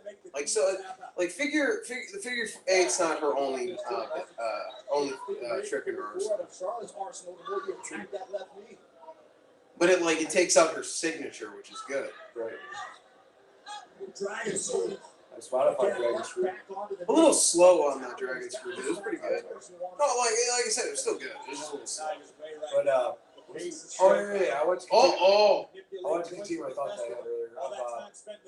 I usually get really scared when it comes to girls that are, like, more muscular than I am. Right, like built like Charlotte. Yeah. But Charlotte's one of those women who I look at and it's kind of like she's beautiful, she's talented, she makes me slowly think I'm not so scared anymore. For me, I have no, like, I don't have a body type. I just, if I find the person attractive, they're attractive. You know? I mean, like I've said in the past, I think Nia Jax is a very fine-looking woman. I also think Alexa Bliss is a very fine-looking woman. Like, there's lots of pretty people in the WWE. Let's not be like, I don't care what your sexuality is. Like, oh shit. Like, I don't care what your sexuality is. The people in WWE usually look really fucking good. Like, I'm sorry, Finn Balor in a suit, that he looks fucking legit. Like, Finn Balor in a suit. Oh yeah, dude. Like, and I get that's part of the thing. Like, you want them to look good. Like, that is part of the appeal. And like, sometimes you got wrestlers that don't fit that mold. Like, let's be real here. Stone Cold Steve Austin ain't exactly winning any male beauty pageants. But it was his personality. It was his like, I remember hearing women back in the day who thought he was attractive. And it's like, well, why? Because of his attitude, his personality. And it's like, there you go. Oh gosh. Charlotte's got the right attitude, the right personality. She's a great wrestler, and she looks fantastic. You know what would be a huge insult is if Natalya locks in the figure four. But that'd be a really good way to get heat, though. No. Natalya locking in the figure four? Oh, I thought you were. I misheard you. I'm like, if they did the Montreal Screwjob finish, I'm like, no. Never again, let it die, guys. No. It should have never, even in storyline, been done again. Ankle lock. Ankle lock. Nope, it's Ankle it's a killer. it's a leg. Yeah, some kind of leg lock. Ankle But that's good. Because then she'll lose her group base. Natalya once again chops out the leg of Charlotte. Yeah. Natalya really needs to just look at her Uncle Brett's videotapes and just start taking lessons from him. Yeah. And just start doing stuff like that. Because then, especially when you see it, Brett as a heel, it'd be awesome. And then people could be like, "Oh man, she actually was emulating." That'd be fucking cool. Best strategy in the world. But I'm liking this. I'm liking the fact that the roles are switched. Natalya's the heel here, and Charlotte is the baby face. Yeah, exactly. Oh, nice. A little Oh, slow on that clothesline, but again, it's fun. See, but this it's is a the decent. sell that she Yeah, did. That's but all. this is a decent match. It's still. I don't think it's as good as the U.S. title match, but this No. is still good. This is still so far lining up with my theory that it's going to be the title matches that are worth a damn. Oh, Charlotte's fighting it off. Oh God, you would be an awesome deal. What? Is if Sasha just started doing moves of the other four horsewomen. Oh, Like she throws out a belly to belly, a bank statement. every time she does it, she has to be like, Earth, wind, water, and just do the Captain Planet. Just do it. Just throw out, she gets through the other three horsewomen, does one of hers, and then the fifth time she does some other female baby face, maybe she hits a lead a leg drop or some shit like that. Right. And then later on she does I don't know, a Niagara driver or some shit and screams out higher powers combined. It'd be amazing. It'd be so stupid, but I would love every goddamn second of it. I would also just love to see Charlotte just do a Becky Lynch, throw Natty into a corner, and just go straight fire. Oh my god, yes. I think Charlotte can pull it off, though. That's the weird part. I got curious about something a while back, so I actually asked one of my female friends who likes wrestling. Okay. Do you ever do moves with your friends? Everyone has a kid is ignored the whole don't try to sit over. And she said, I heard Joey Suplex you would have 5 minutes. So. that's true. And she said, oh yeah, definitely. What was the worst one? What's the one that hurt the most? Oh, that'd be the chops. And I went, why the chops? And she just goes, these are sensitive. I don't know how those women handle that. And I'm just I never thought about that before. And I'm like, well, what about with the guys when they hit so hard they make an echo? And she's just I don't get what's wrong with them either. And I'm just are they really that? And then I thought about Pentagon Jr. Drawing blood on chest chops, and I'm like, she's probably right. Yeah, I never thought of it quite like that. Yeah, because for a woman, chest is usually a good bit more sensitive to both, especially to pain than on a guy. So it's just kind of if you ever notice. Oh, that was close as hell. Oh. But if you ever notice, with a lot of the women, they usually hit the chops up here by the collarbone, and it's that's probably where they can do it where it'll hurt the least. Yeah, I would think also with it would be a lot more sensitive, especially for a mother who's wrestling. Oh yeah, especially even if she took maternity leave, if she's still if she's back, but when she's with the kid, she's still naturally feeding the kid. Yeah, I think that would almost be can we skip the chops for a while, guys? Well, I think it'd be the same thing if you busted your what is it your chest plate, your chest bone. If you busted that and then you come back. Sternum. Thank you. If you busted that, it'd be kind of one of those. Hey, let's stay away from the chest movers for a while. But then there's that one guy who's just oh yeah, no. I broke my sternum, but still, just absolutely insane. And they finish the matchup. I'll be like, dude, I respect you, but you are one sick person. God, yeah. It's thank you for the memories, but still. Well, it's kind of some of the jab. Oh! With the bad leg. She can't capitalize. I do. Charlotte is really good at selling on offense.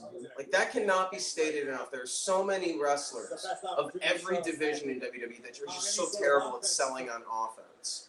And Charlotte is just so good at that. Oh, I think I might know what might happen. She's going to try it. She's going to try the figure 8. Not working, though. Oh. Well, I was actually thinking that What? I think Charlotte's going to go over, Yeah. and then to get nuclear heat, Carmella's going to come in, cash in. Oh, I swear, no. Don't even do that. That would be the best way for I Carmella would to do it, though. hate the world. I mean, it would get her heat, but it'd be like, nah, some. And in other news, a fan burned down Carmella's house. No, bitch had a comment.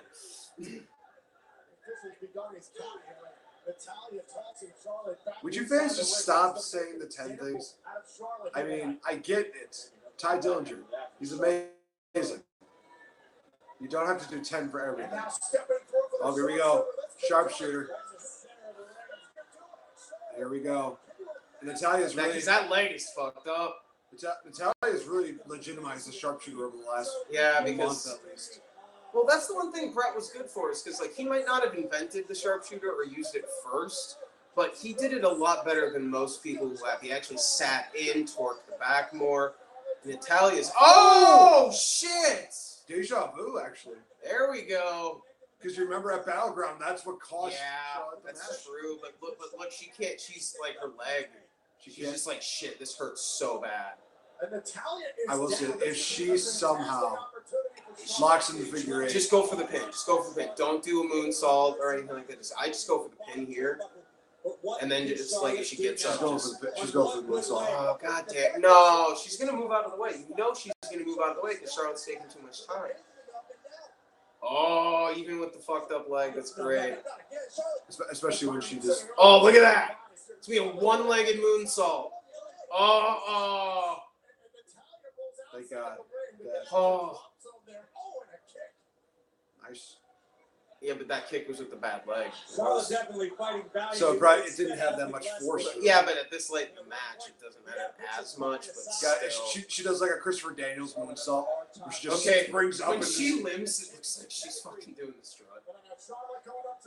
That's how natural she is. Oh fuck. Oh fuck. Oh! Yep. But that was beautiful. That was so fucking good. Charlotte, hold the belt forever. I want her to be like this generation's Fabulous Moolah, where she just holds the belt until the end of time. Oh! Charlotte, get back in the ring. Round count 5. What? Well, She keeps the belt. let's keep the belt. Okay, I'm not gonna lie. I was actually not expecting that. Wow.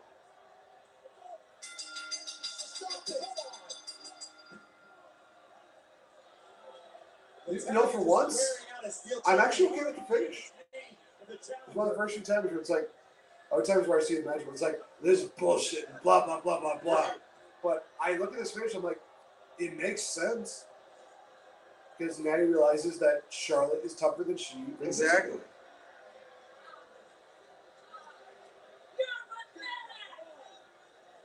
Hey, says the lady with 4 cats. I'm having 36 off this. Someone's got to get some help here. Charlotte is hurt.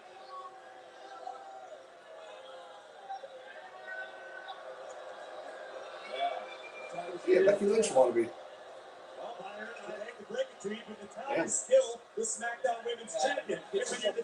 I feel like anytime people just blow a kiss, they're paying homage to Eva Marie. I know it's wrong for me to say, but good lord. In Charlotte's effort to brace her own impact, she comes down hard on both legs, particularly on the left leg. I mean, still, even if you perfected that kind of moonsault, it's one of those things where it's like, you know, it still feels like it should wreck up your legs. Because that's a pretty high jump. Yeah. Man. Like I said, for once, I'm actually okay with the finish. Somehow, I still rate this over Rusev and Randy Orton. It's one of the better matches of the night. Because at least it told a really good story. Mm-hmm. That's true. Charlotte Flair. Natalia's uncle Brett is proud of that.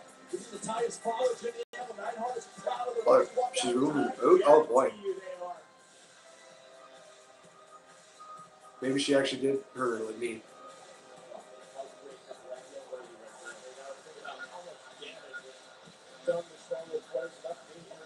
Or it could be a kayfabe. Who knows? I don't know, actually. It's one of those things where it leaves the question, did she hurt her leg? Or True.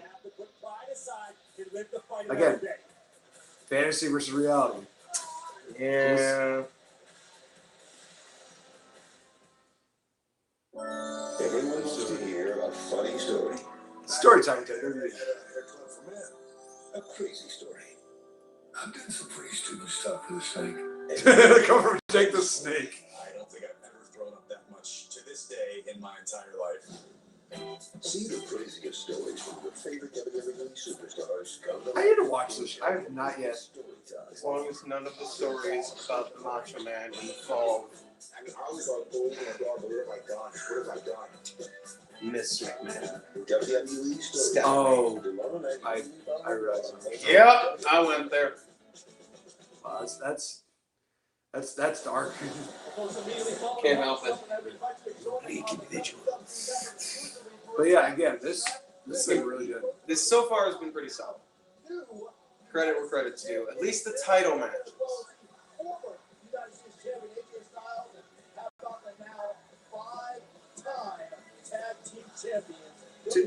WWE got it wrong. Are you fucking kidding me? What? What? She lost, but I that's going on Twitter right now.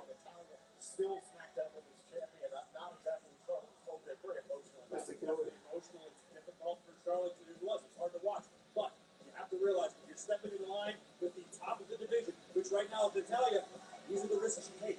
And you know what else has been difficult to not watch, actually, in the last few weeks, has been the Fashion Files. Yeah. Fashion Files. I don't know if you've gotten to see the Fashion Files. Hey, Corey, brace yourself for investigative greatness. Brace yourself. The Fashion Files.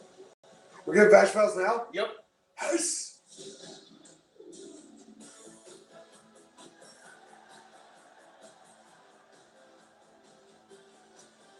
Yes! Oh my god! The only reason left worth living. Oh my god! With the Ascension. Oh my god, yes! And no special. I legitimately thought that they were going to make like a small. Back to basics. Oh, that's right. They did say they were going to go back to basics. The return. Oh my god. Ratings have just gone. Oh! Allergic to sleeves. That's so Raven. Also allergic to sleeves. That hair's a 4. What year is this? Who's the picture of? Case closed, I can't tell. Yeah, I can't believe we finally solved the case of 2B. It's pretty crazy, right? To be your Yeah, next A couple weeks, maybe in WWE. Oh my god, I think I Yeah. want a fashion police shirt now.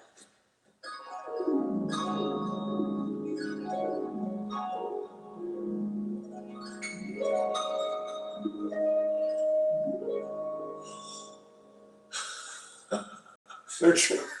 This trip on acid. Guilty too. No, that's usually the whole they're gonna have No, a flashback. I know. That's so random.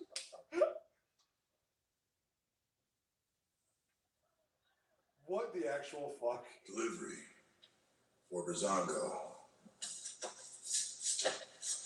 What the fuck, Victor? Tube.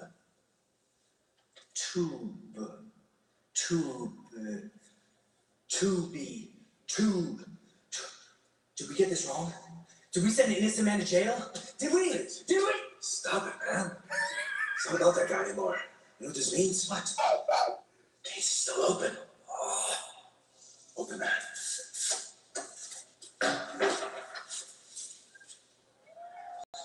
We want to be your friends.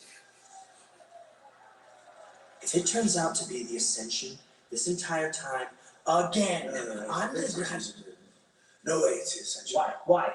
They're idiots, and they're ugly. They smell. Yeah, I don't like them. Oh. Do you? Come on, guys. Could have just said no. Oh. God. Come on, Big. You should be ashamed of yourselves. This is amazing. Those disguises were incredible. That's pretty I good. didn't even know that was them. That's good, yeah. That was really good. Like them. Ascension, we said no. Briefcase. The fuck? Hey, it's Baron Corbin's briefcase. Oh my god, shut up. They're gonna open it in the green gack that Seth Rollins got pranked with. Oh my god. I almost forgot about that. Open it.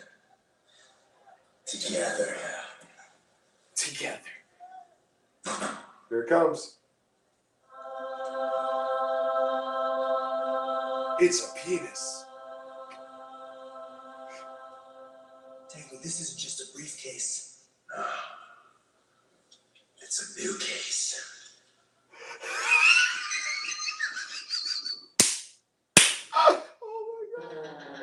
Oh my god. They're even That Pulp was Fiction. awesome. Pulp Fiction because, yeah, that. You know, it's a really good thing. Oh, That's an amazing cliffhanger. I can't wait for Tuesday. Well, it's been an amazing night. I'm dead. For a cliffhanger for you, Byron. It's been an amazing night here at the Hell in a Cell with Beautiful. AEW. When you are set for Oh shit, they're putting the WWE title match before Los Ziggler and Well, Bobby. it's already almost 9 o'clock. The show's gone by pretty fast, actually. Bobby Roode just beats Dolph Ziggler with a roll up. That actually probably would save the show. Oh man, 3 title matches in a row. Damn. Fashion Files do it again. Oh my god, that was just. We want to be your. This isn't just a briefcase. This is a case. Oh my god, just yes. I see constipation. But at least his face is still full of delight. This represents Shinsuke Nakamura's face after I embarrassed him, after I defeated at Hell in a Cell.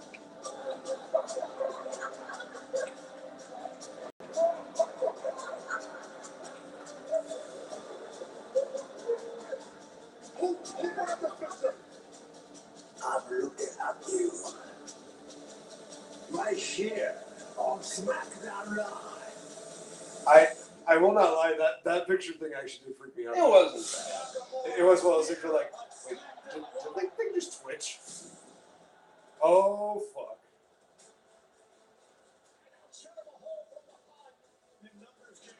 I forget, did you know how hit him with the Kinshasa? I don't remember. Because all I'm thinking to myself is if they have not done that, Then why? I'm hoping that they built it up for. No, they did. So, damn it. The greatest fear is the fear of the unknown. But Jinder will know when I beat him and become WWE champion. Sorry to interrupt. Jinder Mahal!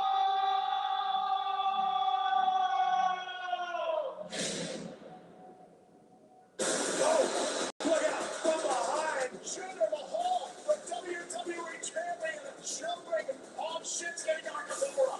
A really well laid out plan by the champion to upstage his challenger. Wait a minute! Oh, it's a backfire! Nakamura with a shot!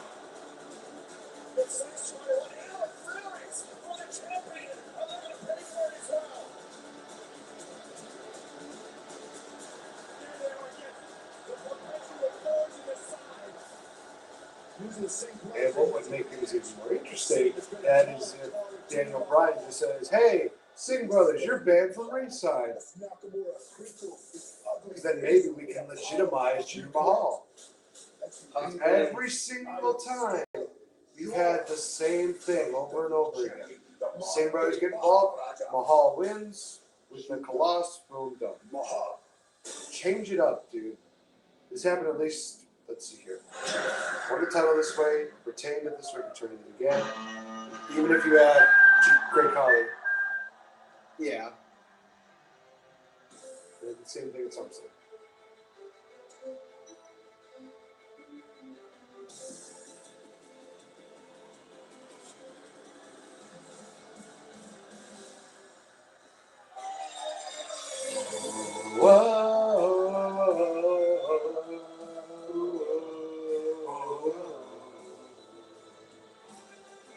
Can you just, oh my gosh.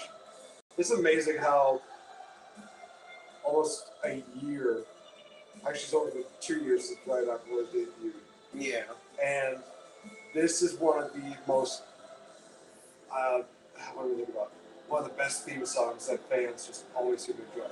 Even if they don't enjoy a lot of Nakamura's matches, they always get excited for seeing Nakamura and they always love singing along with him. Yeah. And God help me when I see this, I'm going to be probably singing my heart out joining SmackDown Live. Because Nakamura is awesome, bottom line. Although I might also on Raw, if I do see Braun Strowman, I might just start doing like the Braun Strowman theme song that's in the remix, where it's like, Braun, I'm not finished with you. Dude, that needs to be his theme song. I'm sorry, but that's just awesome. This is just weird. Does Nakamura look kind of like a matador?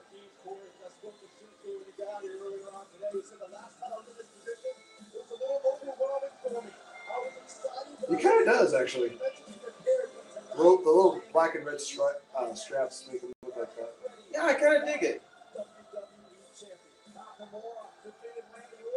Usually I would have just been like, you know what, just keep the red jacket. You look like Mal from Firefly. Nice. Just keep that forever. But now this is one of those jackets where it's like, I think this might be a close second, if not the favorite one. Please welcome Samir and Sunil, the Singh brothers. What kind of names are Samir and Sunil? I'm sorry. Dude, I don't know. Ladies and gentlemen, Watch as we present Jinder Mahal in color. the modern day Maharaja, Jinder Sure. My balls. Wow. Sorry. I can keep this all up all night. You're horrible. I am a horrible person, but I don't care. I actually did do something like that. Well, not really, but I did make a joke at work where one of my coworkers came in, and I said to her, "You're late." "No, I'm not. You're late for being early." And the customer just like shook his head and laughed at me and said, "You're horrible." I said, "I know, but people still give me a hard time about it." So it all evens out. God. This guy's been either working out too much or he needs to lay off the roids. Because there is such a thing as working out too much. You know that, right? Yeah. I think it's probably that. The dude's workout regimen is just beastly. I don't think. Well, I think especially now, he realizes now being WWE champion, he's got to, set the bar. Oh, yeah. Or at least try to. I still watch the reaction from the Plumbing vs. Adam where Jinder Mahal went and said, I saw that, right? It's awesome. It's fantastic. Sorry, it's a cosplay thing, guys. Oh, God, this man. What was the girl's name again? Allison Tabitha. Okay. Yeah, I had a feeling that's who it was, but I wasn't sure. Daniel Bryan just makes this a Hell in a Cell match. That'd be amazing.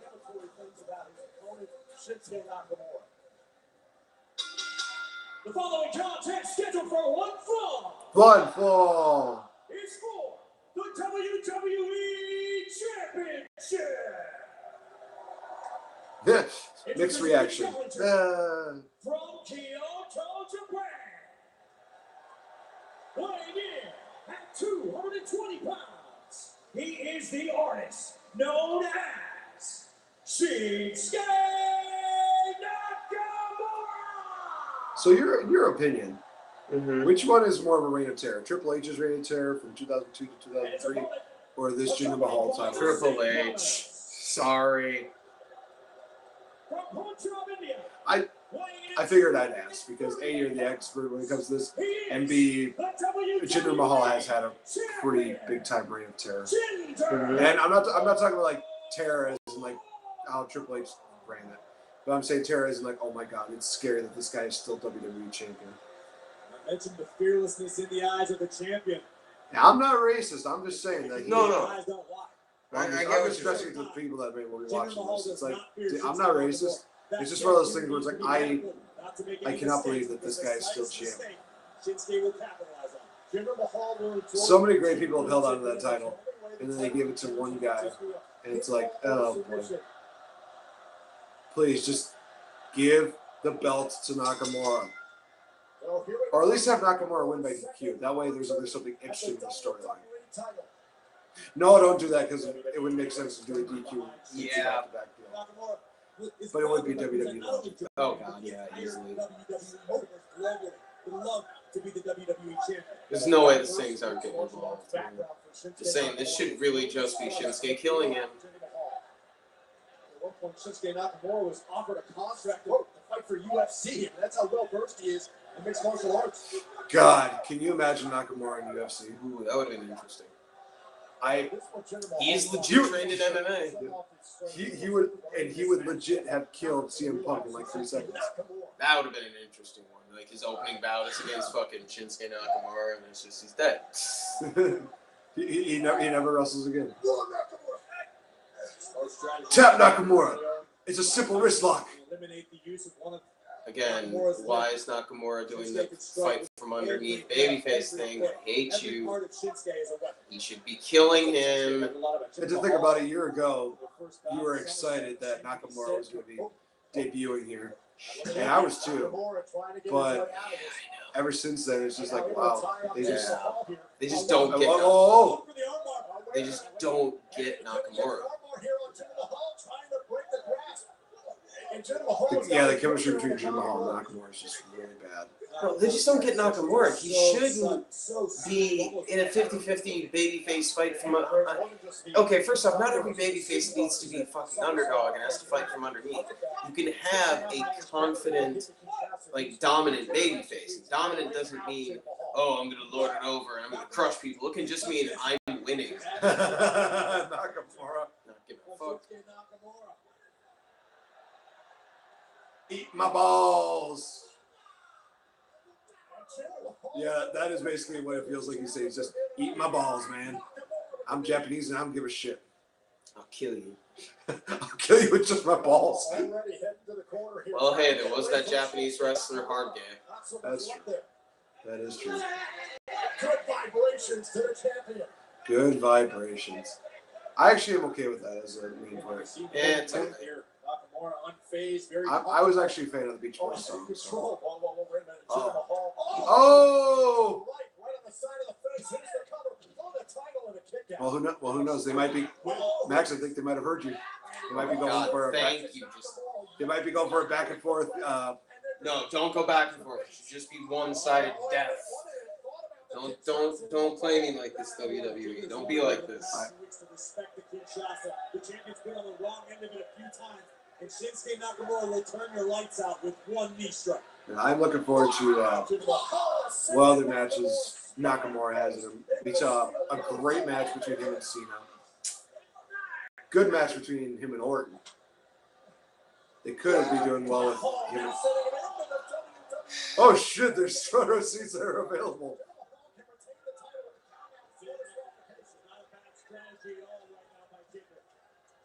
One-way tickets. Guy shirt in the back. Yeah. Okay.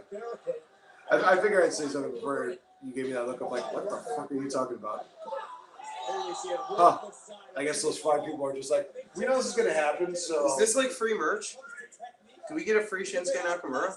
Right. Jinder gonna have to use his smarts, use his veteran ability to figure out a way to walk out with a win. I think the respect for what Nakamura is capable of. Are they? Did they make Jinder Mahal wear blue tights so that he looks like the blue chipper? I have no idea, dude. It's probably the stupidest thing we could have done. But. Oh, easily. Loves to apply. This is what he did to win the WWE Championship over the summer against Randy Orton. He did not lock in a submission maneuver. Randy Orton basically killed one of the guys, and then Jinder Mahal hit a good move and then broke. Although I do think it is bullshit that Ted DiBiase couldn't do it, but then Jinder does it. It's like, yeah, it's completely different. Yeah. Shinsuke Nakamura, we want you to kill Jinder Mahal. And like his Twitter phone is, his Twitter handle is like in his brain. So he'll just respond in Japanese, just say, done. And Yeah. then he just kills Mahal and wins the WWE title. That'll be a moment where I will just see you just fall back and I'll be like, well, Max is done for the rest of the night. We can just call this a night. What about Barry versus Dolph Ziggler? No, I'm There's nothing topping that right now. I'm dead. Dead. No, you'd be asking that because you know that's a match I'm looking forward to. Oh, yeah. But it's one of those things like, no, we're done. We're done. We're literally done. Boom. Either in that knee drop from the Great Khali. Think about what Mahal said coming into this match. It told Shinsuke Nakamura, quote, I advise you to walk away. It is not. Yeah, what was the point of that anyway? Right now, it looks They brought Khali back for like one night. Yeah. And then they just said, no, we're done. Shinsuke's shoulder. But in all honesty, he did give us that great picture of the Great Khali holding the WWE Championship. Yeah. That was awesome. Nakamura first on the scene here in WWE just a few months ago, but it's been his Jinder Mahal's kind of like, that's my fault. That's my fault, buddy. Yeah, he's not going to say anything because that's a Great Khali. He's killed a man.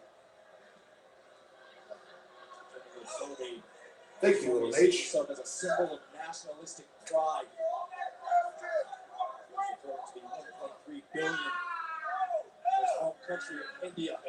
Let's over Little H. Oh, so you do want to give up? No! He was yelling at him. This is like, you idiot. Yeah. Connected right on the jaw with a Oh, dude, can you imagine the day that Nakamura hits a Kinshasa to a referee? Oh, God. Like, he gets super pissed. He just kills everybody. He kills a camera guy, kills a referee. Corey Graves just throws Byron Saxton and just gets killed. Oh, God. And then everybody will be like, yeah, a lot of casualties happened today. And one saving grace by... And one saving grace in the form of Corey Graves. Oh, listen to the thud. That is true. Sound like a Louisville slugger to the chest. Oh, and dropping Jinder I Mahal. will say this, I'm actually going to do like a top 10 list of like most iconic or greatest horror movie villains Oh, or God. characters. That's hard. Oh, man. Oh, Jason Voorhees is definitely at the top. Jason Voorhees has got to be on my list, but I don't know if he'd be on the top. Oh, man. I don't know. Picking number one for that would be hard. Speaking of that, I actually just watched one of the newer Chucky movies, Curse of Chucky. Oh, Chris the Going for the no lie, it is legitimately a good movie. The acting is really good. The storyline that they have with the family is really good. They expand on Chucky's backstory, and the main character is really interesting. She's a bit of a shut-in. She's like late 20s. She's in a wheelchair. She's had no use of her legs since birth. And her family is actually connected to Chucky. They're not like blood related, but like two key units of her family. And like they use some of like there's a moment. Oh, there it is. Those deadly knees. Oh, please just drop your leg on him. Do it. Oh shit though. That was smart though. could have suffered. Jinder took advantage of a body weight coming down good to the ring situation. apron. This is Jinder's opportunity to capitalize. Swing momentum back. Just into don't the turn this into like favor. into an exact replica of Bobby Roode versus Nakamura, because that would be stupid. Oh, wow. Because only Nakamura and Bobby Roode can do what Nakamura and Bobby Roode did. And actually, I was looking at PW Insiders, like best matches of the year. Yeah. No surprise that a bunch of New Japan Pro Wrestling matches are on that list. What a shock! I think one of the top WWE matches was the Fatal 4 for SummerSlam. That's not shocking. Right? A lot of the other ones I think were NXT related. Like from NXT Orlando, they had Bobby Roode versus Nakamura. Yeah. Actually, I think it was like a 4.75. A 4.5 was your favorite match of the year, and that being Bobby Roode versus Hideo Itami. Another match that was held out there was Asuka versus Ember Moon at NXT TakeOver Brooklyn. That's not a bad one. NXT TakeOver Brooklyn 3. Oh, I don't remember. Yeah, it was 3. Oh, that was his setup need. That was his setup Bobby Roode.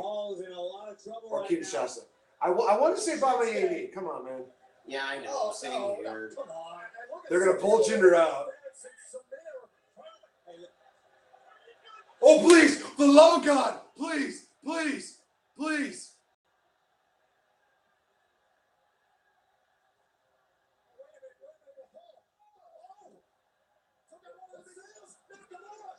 Oh! Nakamura staying on the champion. Face first. I was screaming please because I was hoping that Singh Brothers would be ejected. The Singhs once again making their presence felt. Oh, they're getting thrown out. They're getting thrown out. Yes! Finally! Is it gonna be a low blow? Oh shit!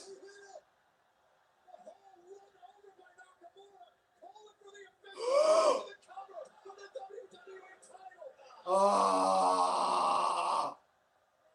I hate everything. It's not over yet, though. It's not over yet. That is great ring awareness by the champion. That was a great audible pause. I legitimately thought it was going to be like a low blow and then a Colossus, which would have been a good finish because it would be better than what they did like so many years or so many times. I should say. Jinder knows my brothers are gone, so I'm just going to leave with the WWE Championship. I'm really not happy with this.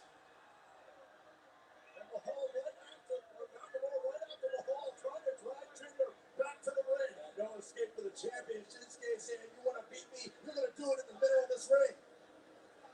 Oh, and a boot right there to Nakamura. Oh boy. Oh boy. Please. Oh. No.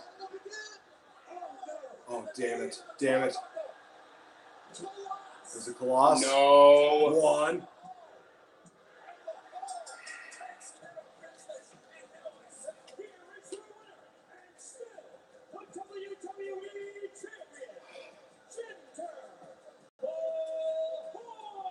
The ever-resilient modern-day Maharaja retains the Let it all out, man. Let it all out. I'm okay. I'm alright. I'm not even mad.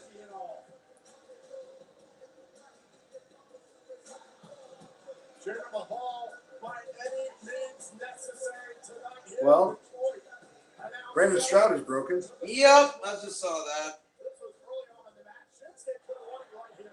A lights out Kinshasa right on the jaw of the champion, but the momentary delay caused by the Singhs allowed the champion to gather himself long enough to have the wherewithal to grab the bottom rope. And Jinder Mahal would bring up the pinfall, and then this down the stretch here, the Kinshasa, the knee right to the turnbuckle, would open the door, and Jinder Mahal with the Colossus would close out Nakamura again. And this would be the end of here for Jinder Mahal. The stars aligned, and the modern day Maharaja is still your WWE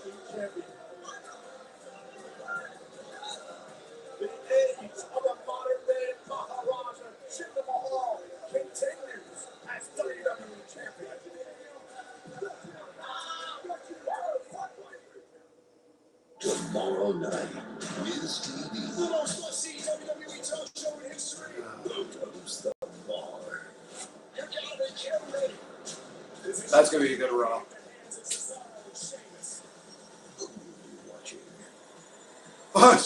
Who will be watching as they pan out the Shield and just focus on Roman? Yeah. Gee, I wonder who. Ladies and gentlemen, Oh, that's my Dasha. guest at this time, Kevin Owens. So I wonder if the other girl was Charlotte. Maybe. Kevin, tonight. You know what? So this is. Is he ripping off Seth Rollins? Job here, but A little bit. excuse me, Mike. You're dismissed. You may leave now. Nobody wants your robotic interviews. Hell in a Cell is the most unforgiving structure in the history of WWE. Is it just me, or does Hell in the Cell logo kind of remind you of old classic King of the Ring? Talk and talk and talk. You're done, aren't you? That cell isn't the same after. They talk about how it's the most dangerous match in WWE, but you know what they don't warn you about? You know what they should be talking about? Is who the most dangerous and unforgiving man in WWE is. And that's me. So I'm going to be doing this by myself for the rest of the show. Because Max is just checked out. I can't even. You know, people have the gall to act. I mean, like I hate that Jinder's still champion. Talked about his family. Well, did But at least they did something different. About how it affected my family when Shane McMahon tried to ruin my career just to feed his own inflated, bottomless ego. Did anybody ever think? Oh, I thought he was going to take a shot. I thought he was going to take a shot at his kids. Threatened my livelihood. Like, and screwed me. bottomless stomachs of the stupid things that he calls kids. You know, Shane McMahon is the definition of a bad person. He abuses his power. He tries to make the people that work for him feel like they're lesser than he is. Well, you know what? Tonight, I do not work for Shane McMahon, but I will work to teach him a lesson. And I don't care if I have to grind and strip every ounce of flesh off of his face using the Hell in the Cell structure as my ally to do it. I am ready to go that far to make sure he gets the message. Tonight, for everything he's done to me, everything he's put me through, and because that is what he deserves, I am sending Shane McMahon to hell right where he belongs.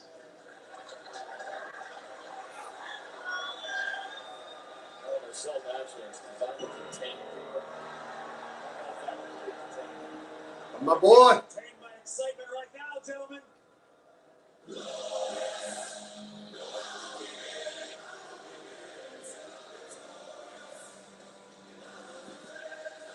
Oh, it's so glorious. It's. Oh, we got a new Titantron. Nice.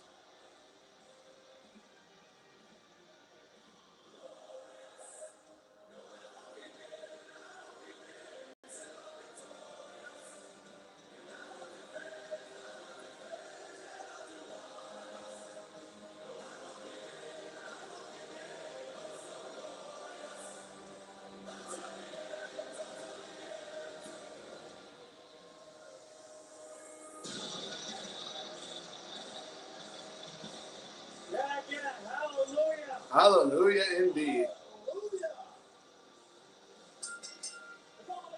I would have loved if people said like hallelujah. It's like shut up, Byron.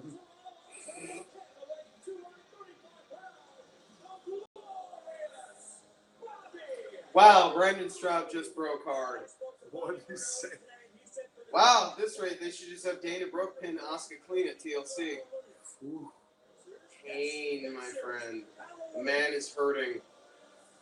I was actually going to say he might as well just give you the passcodes and just say, here Max, why don't you nuke the moon? Yep. I don't care about Hulu. I'm more concerned about Bobby Roode. He's glorious. He's awesome. He's fighting off against Dolph Ziggler. This might actually be a good match. Okay, he really is like ravishing Rick Rude. The man who's going to take WWE to the next level. That last one broke me. I'm sorry. Here's the thing, guys. Tonight, Dolph Ziggler, Bobby Roode's opponent tonight, promises an entrance Wrong, unlike Sean. anything we've What's ever wrong with seen. you, WWE? There's a lot of rumors all week. I can't wait to see what Dolph has to say. Trusted you.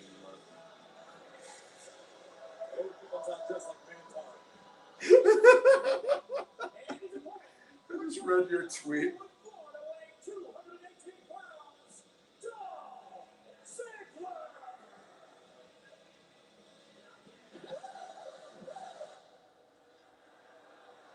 Huh?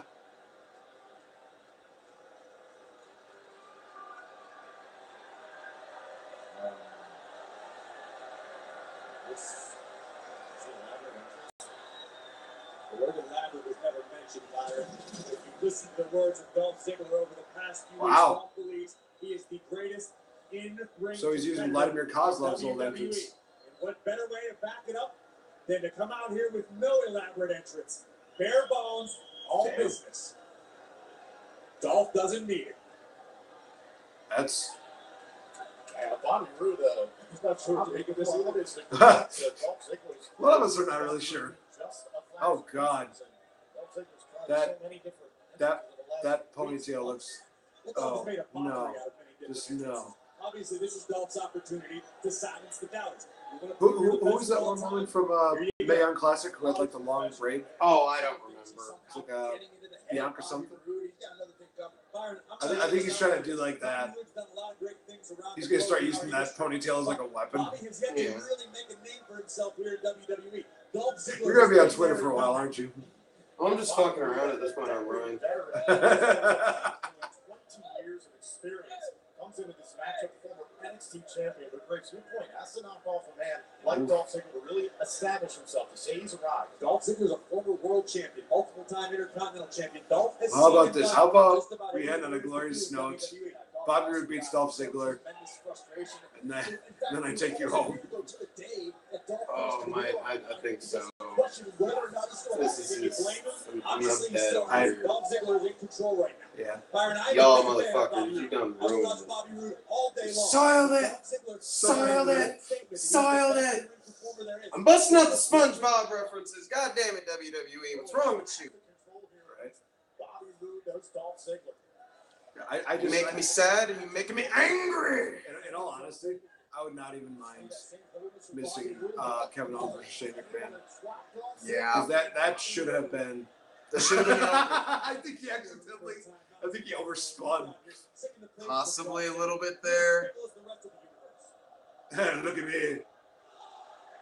Everyone likes that, though. Listen, I've never taken anything away from He's like, he is. Bobby Roode is like a cross between Rick Rude and Val Venus right now. Now, all I can think right now, watching this show and this week's SmackDown and last week's SmackDown, just want to do a little shout out to my friend Mari. He's a wrestling fan. He's a single father. Getting back to the wrestling fan part, he is a die-hard Hardy Boys fan. Like I was actually like I was texting him. And when they made their return, and I used the bathroom, and I'm using the bathroom, all of a sudden he calls me up and he's just screaming, and I can hear his kids screaming in the background. Oh my God, Dad's freaking out because these old guys returned. But he said that he'd like to see them on SmackDown. Hey Mari, I bet you're real glad that the Hardys are on SmackDown right now, right, man? At this point, If they made him make the jump to SmackDown, I think I get like a phone call from one of his kids, be like, "Oh, hey, what's up, Cal? So Dad's in the garage filling it with smoke from the car. They moved the Hardys to SmackDown, did they? Yeah, they moved the Hardys to SmackDown. Hold on, it's not worth it. No, they put him on SmackDown. well, okay. In all fairness, though, you can at least say that the tag team division is strong.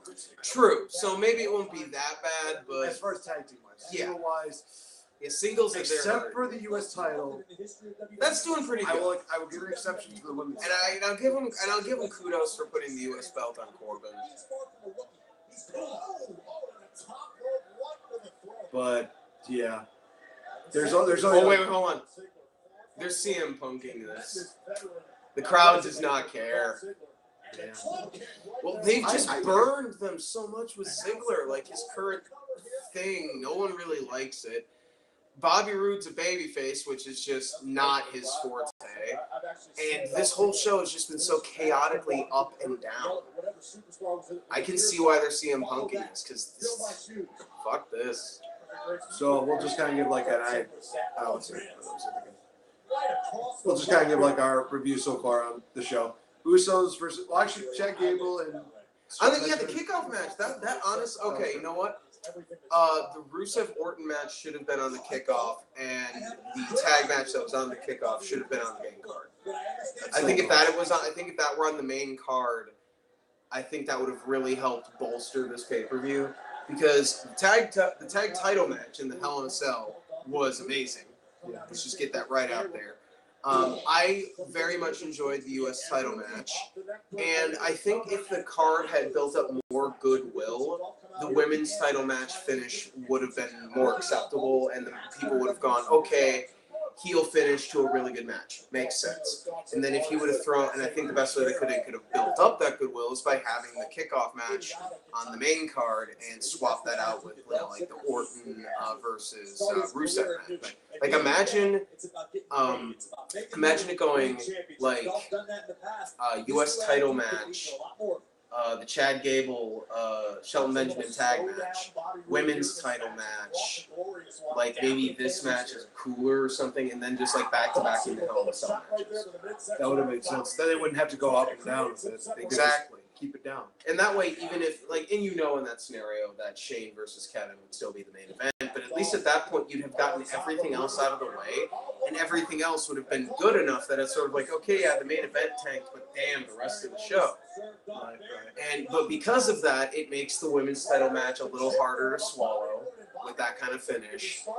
So really the only standouts were the tag and U.S. title matches, but putting the tag title match at the beginning hurt the rest of the show.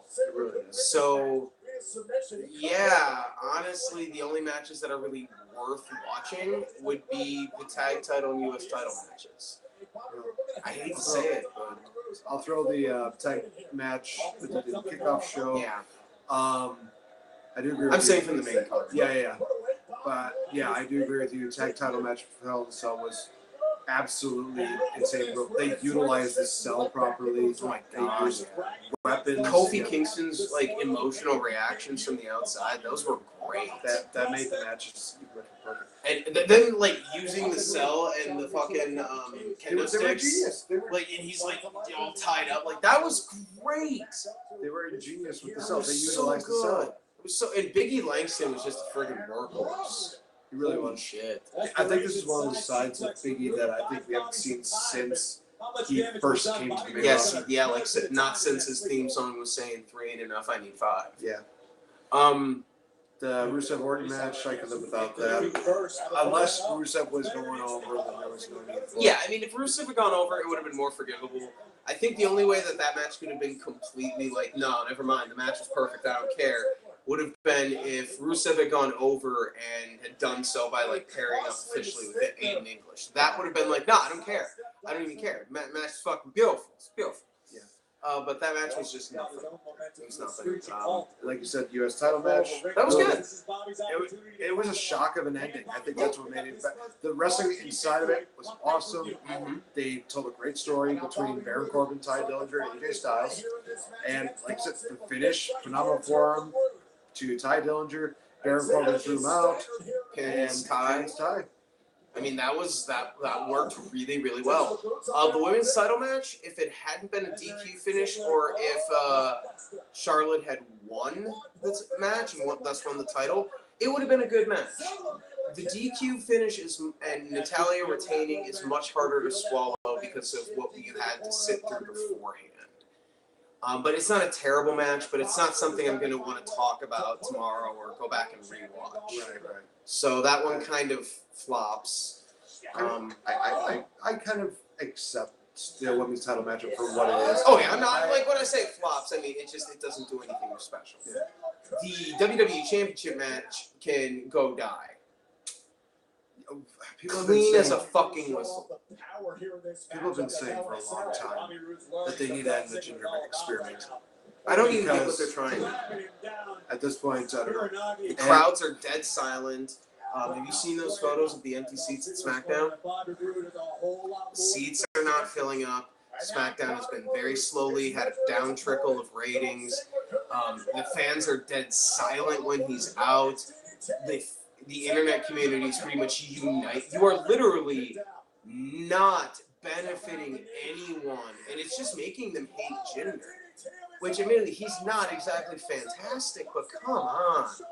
You're hurting Jinder, you're hurting the title, you're driving casuals away, you're pissing off the hardcore core base, and in the process, you've made Shinsuke Nakamura, of all people, look like a punk. Because you can make all the arguments you want about distractions and shit. Now, Mahal won clean, at least as clean as he's ever won since he's had the title. His cleanest victory, his most, if you want to say like unquestionable victory, is over Shinsuke.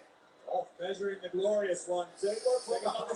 And right now we're watching Bobby Roode versus Dolph Ziggler, which I like it. I like the matchup. They're putting on a really good match. I really didn't even care about this one before the Nakamura Mahal match turned into a dumpster fire.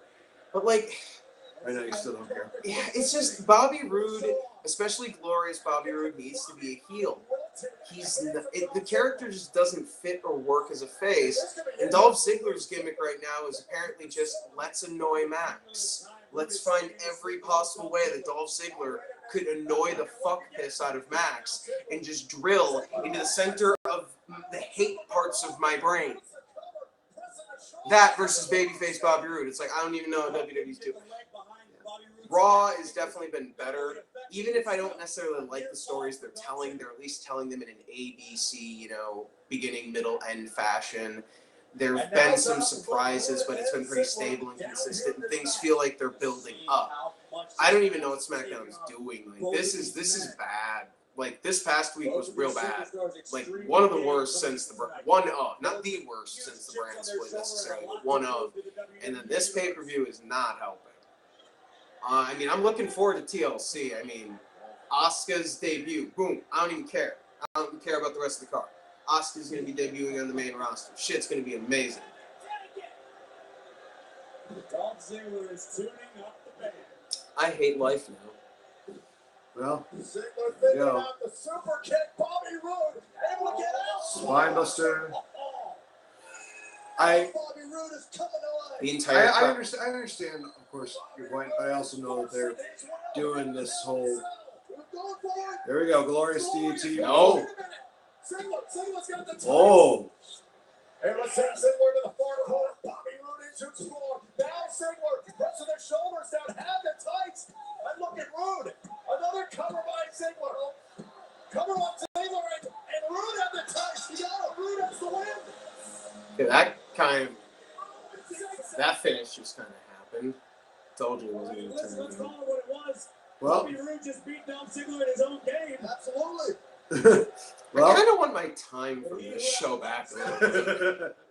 So, Bobby Roode versus Dolph Ziggler just finished. Roode used a handful of tights to pick up the victory. They both were. I guess that makes it okay. And then they couldn't even get through the whole first line of his theme song for his victory before Ziggler zigzagged him. And it's just, okay. Yay. What now?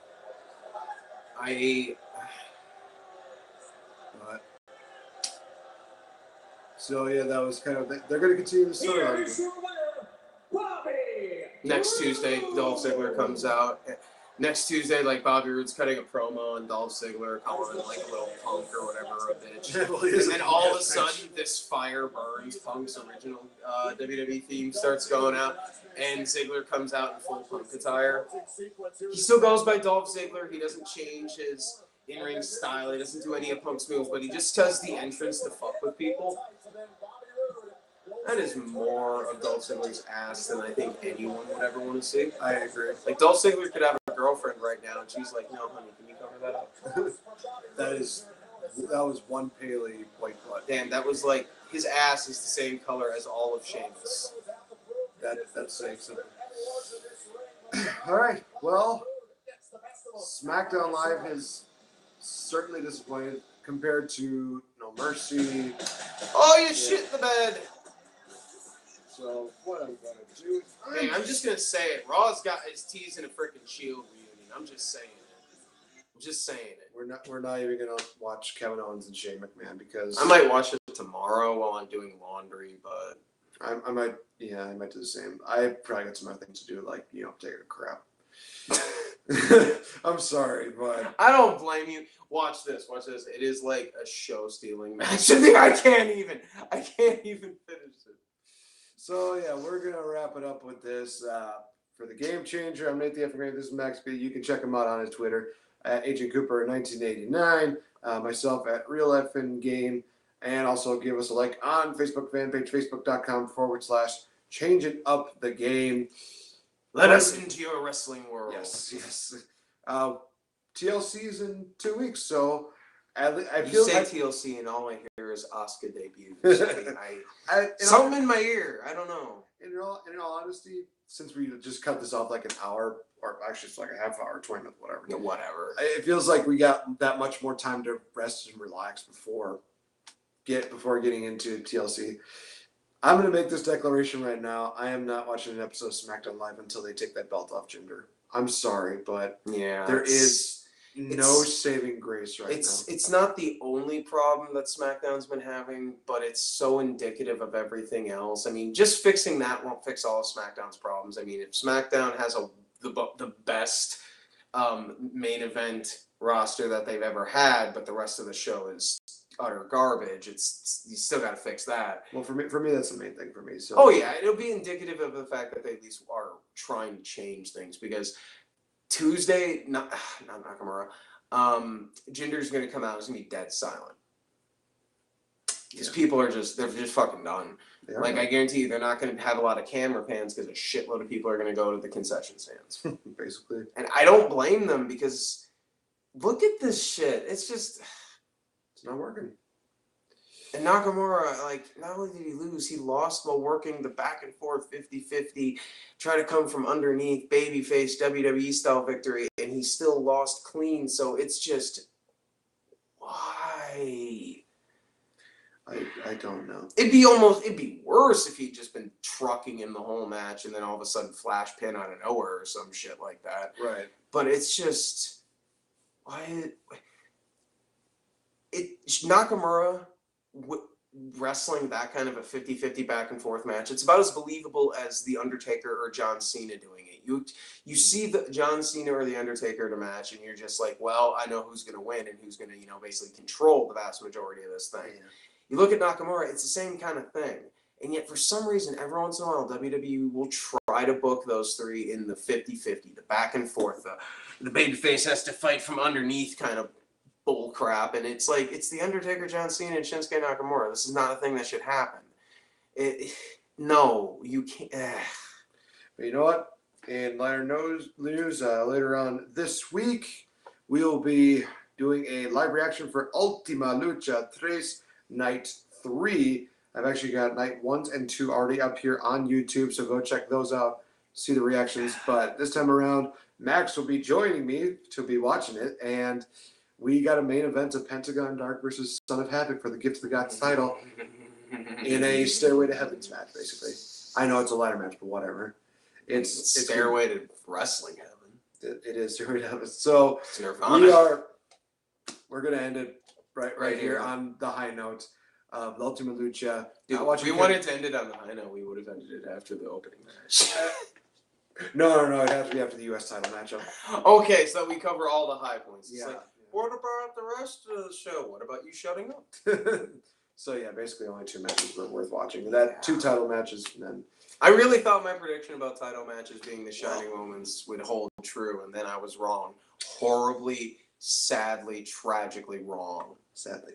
All right, so we're going to head out. I got to take him back, and we got to go back to my home and take a shower to wash off the horrible feelings that this pay-per-view is giving me. I'll never be clean. Just cue the gif of Ace Ventura in the shower crying and take that. So for Max Media, I've been Nate the Effing Great. Thank you so much for joining us, guys. And we will see you guys on Wednesday. Yep. See you then.